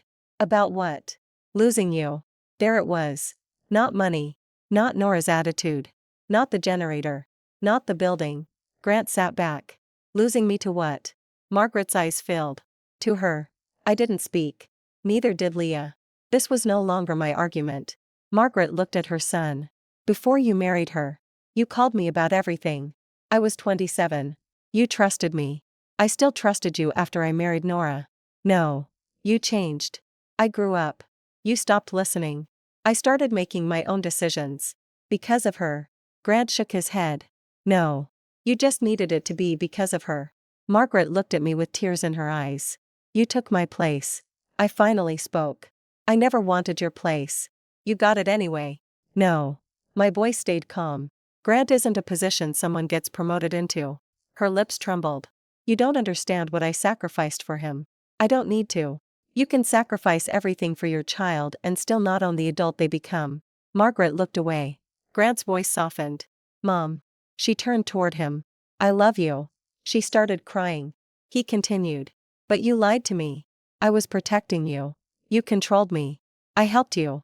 You made me feel indebted to you with my own money. I was afraid you'd make mistakes. They were mine to make. Margaret shook her head. You don't mean that. I do.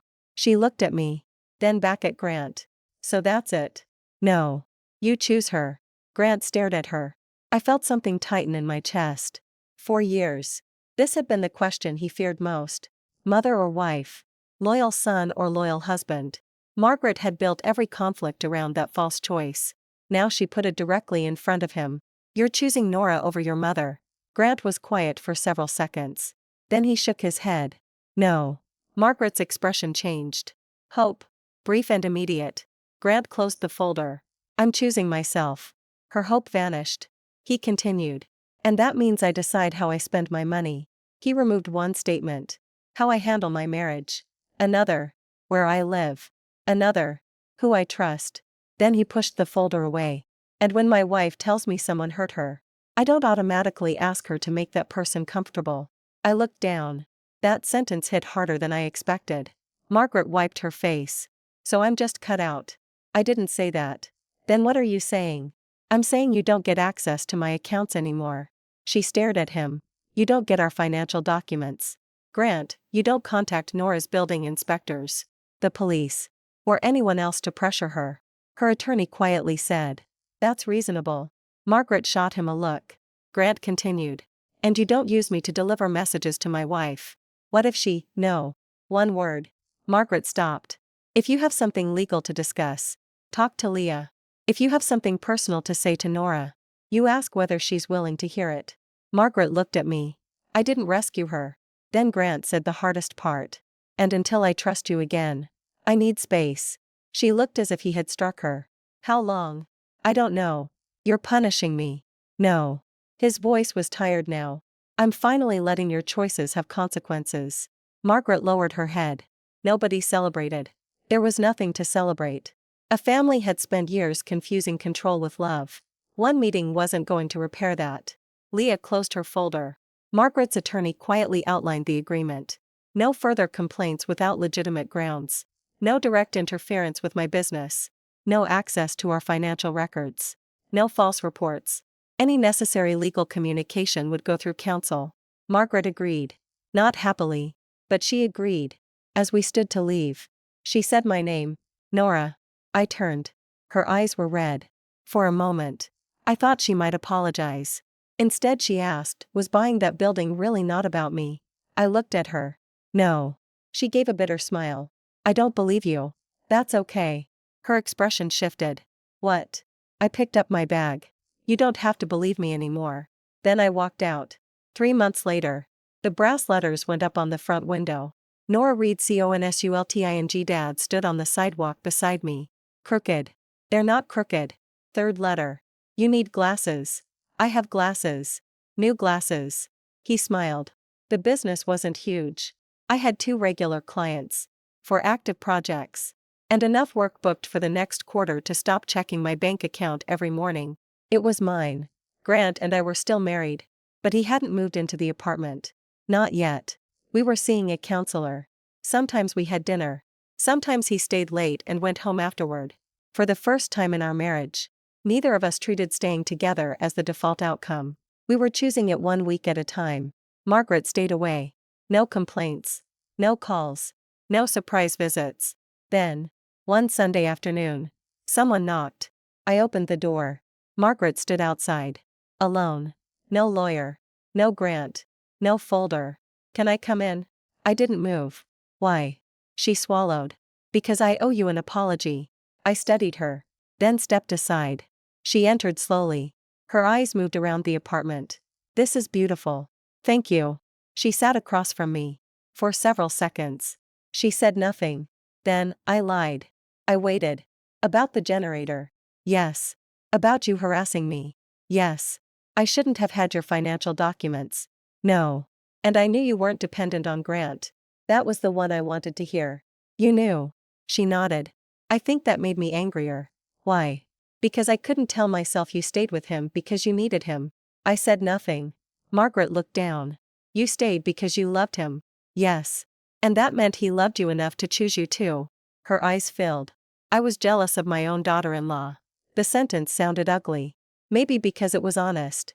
She wiped her cheek. I thought if Grant needed me, he couldn't leave me. And you almost made him leave. I know. Silence. Then, I'm sorry. No excuses. No if you felt hurt. No but I was scared. Just, I'm sorry. I nodded. Thank you. She looked surprised. That's all. What did you expect? I don't know. Margaret. I forgive you. Her shoulders dropped. Then I continued.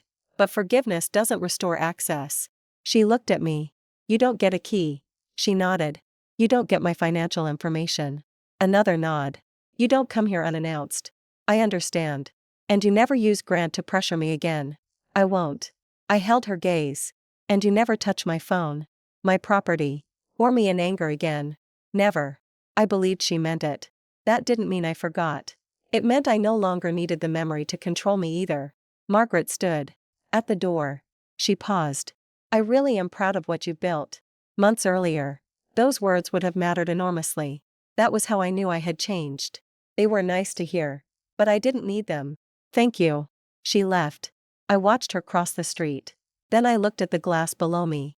My name was there. Not Margaret's. Not Grant's. Mine. For a long time, I thought winning meant making Margaret regret underestimating me. I was wrong. Winning wasn't the building. It wasn't the money. It wasn't the police report collapsing or Grant finally standing up to his mother. Winning was much quieter. It was waking up one morning and realizing Margaret Hayes could approve of me, criticize me, misunderstand me, or apologize to me, and none of it changed who I was. She had once told me to get out and never come back. So I did.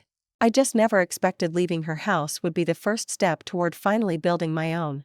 6 months after Margaret told me to get out of her house, Grant stood outside my office holding 2 cups of coffee. He knocked on the glass.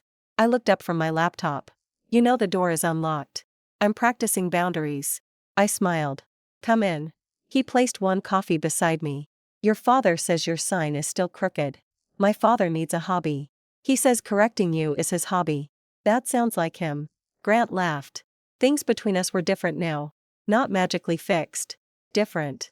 He had removed Margaret from every account she could access, changed passwords, moved financial documents, and, more importantly, stopped asking me to manage his relationship with her. When Margaret was upset, he handled it. When she complained about me, he stopped the conversation. When she tried to turn a boundary into a test of loyalty, he refused to take the test. Our counselor once asked him what had changed. Grant had answered, I finally realized avoiding conflict doesn't make you neutral. Sometimes it just means you're helping the person who created it. I never forgot that. Neither did he. He glanced around my office. You're busy. 3 new projects. 3. I nodded. And I'm interviewing someone next week. For what? Junior estimator. His eyebrows rose. You're hiring. Possibly. A slow smile spread across his face. Look at you. I pointed at him. Careful. What? That sounded dangerously close to being proud of me. I am proud of you. 6 months earlier, I might have needed those words. Now I simply enjoyed them. There was a difference. Grant sat across from me. I wanted to ask you something. I closed the laptop. That sounds serious. It is. He took a breath. I want to come home. I looked at him. He immediately added, not because we're married. Not because enough time has passed. And not because Mom apologized. Then why? Because I think I've finally learned how to be your husband without asking you to be smaller so everyone else can stay comfortable. I said nothing. He continued. I know saying that doesn't prove it. No. So don't answer today. That surprised me. Grant stood. Think about it. You're leaving. I have a meeting. You came here. Asked to move back in. And now you're going to a meeting. He smiled. I'm trying this new thing where I don't pressure my wife into making major decisions on my schedule. I laughed. That counselor is expensive. Worth every dollar. He kissed my forehead. Then stopped. Was that okay? I stared at him. Grant. What? You've kissed me approximately 4,000 times. Still asking. I smiled. Yes. He left. I watched him cross the street. Margaret's office was still there. So was mine. 4 months. I had assumed the sight of those 2 buildings would always remind me of the conflict. It didn't anymore. They were just buildings. That might have been the clearest sign that the fight was finally over. Dad came by that afternoon carrying a paper bag. Donuts. 6. You're supposed to watch your sugar. I am watching it. How? I looked directly at the donuts while buying them. I took the bag away. You get one. This building has turned you into a dictator. You can leave. He sat down immediately. I live under oppression. I handed him a donut. He took a bite. Then looked around the office. You happy? The question caught me off guard. Yes. Good. That's it. What else do you want?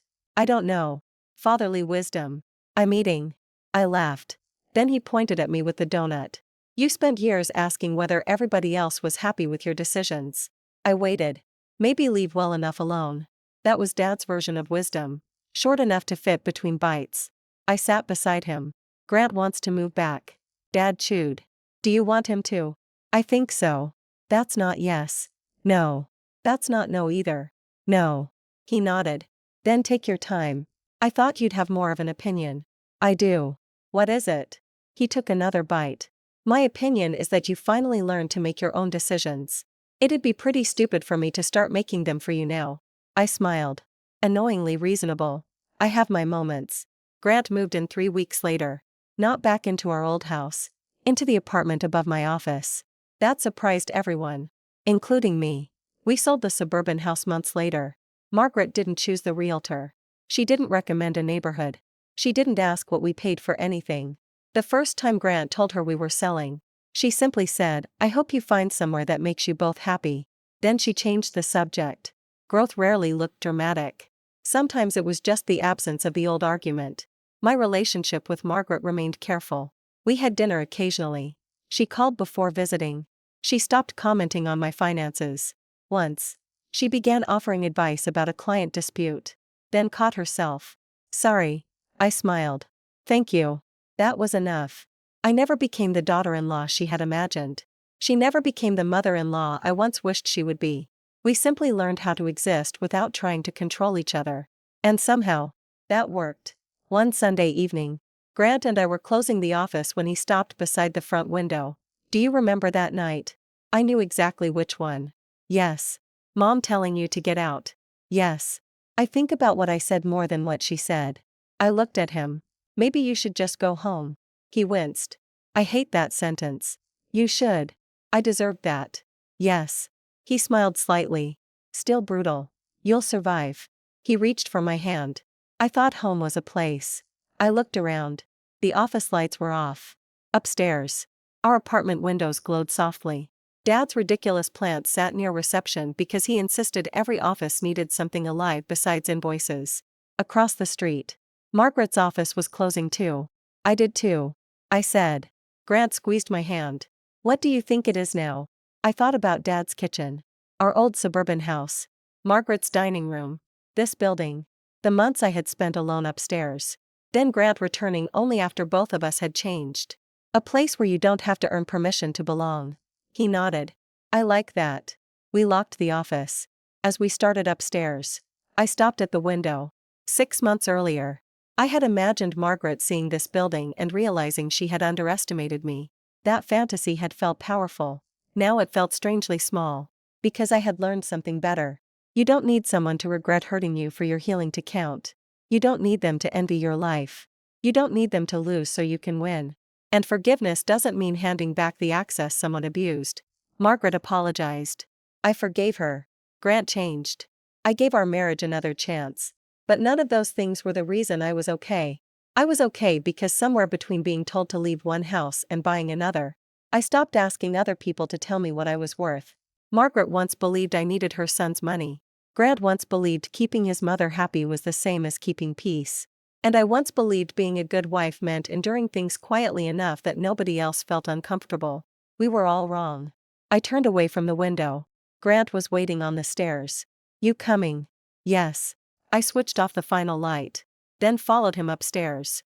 Margaret had told me to get out. So I did. But the most important thing I left behind wasn't her house. It was the woman who had spent 9 years begging to be accepted inside it. I never went back for her. And I never needed to.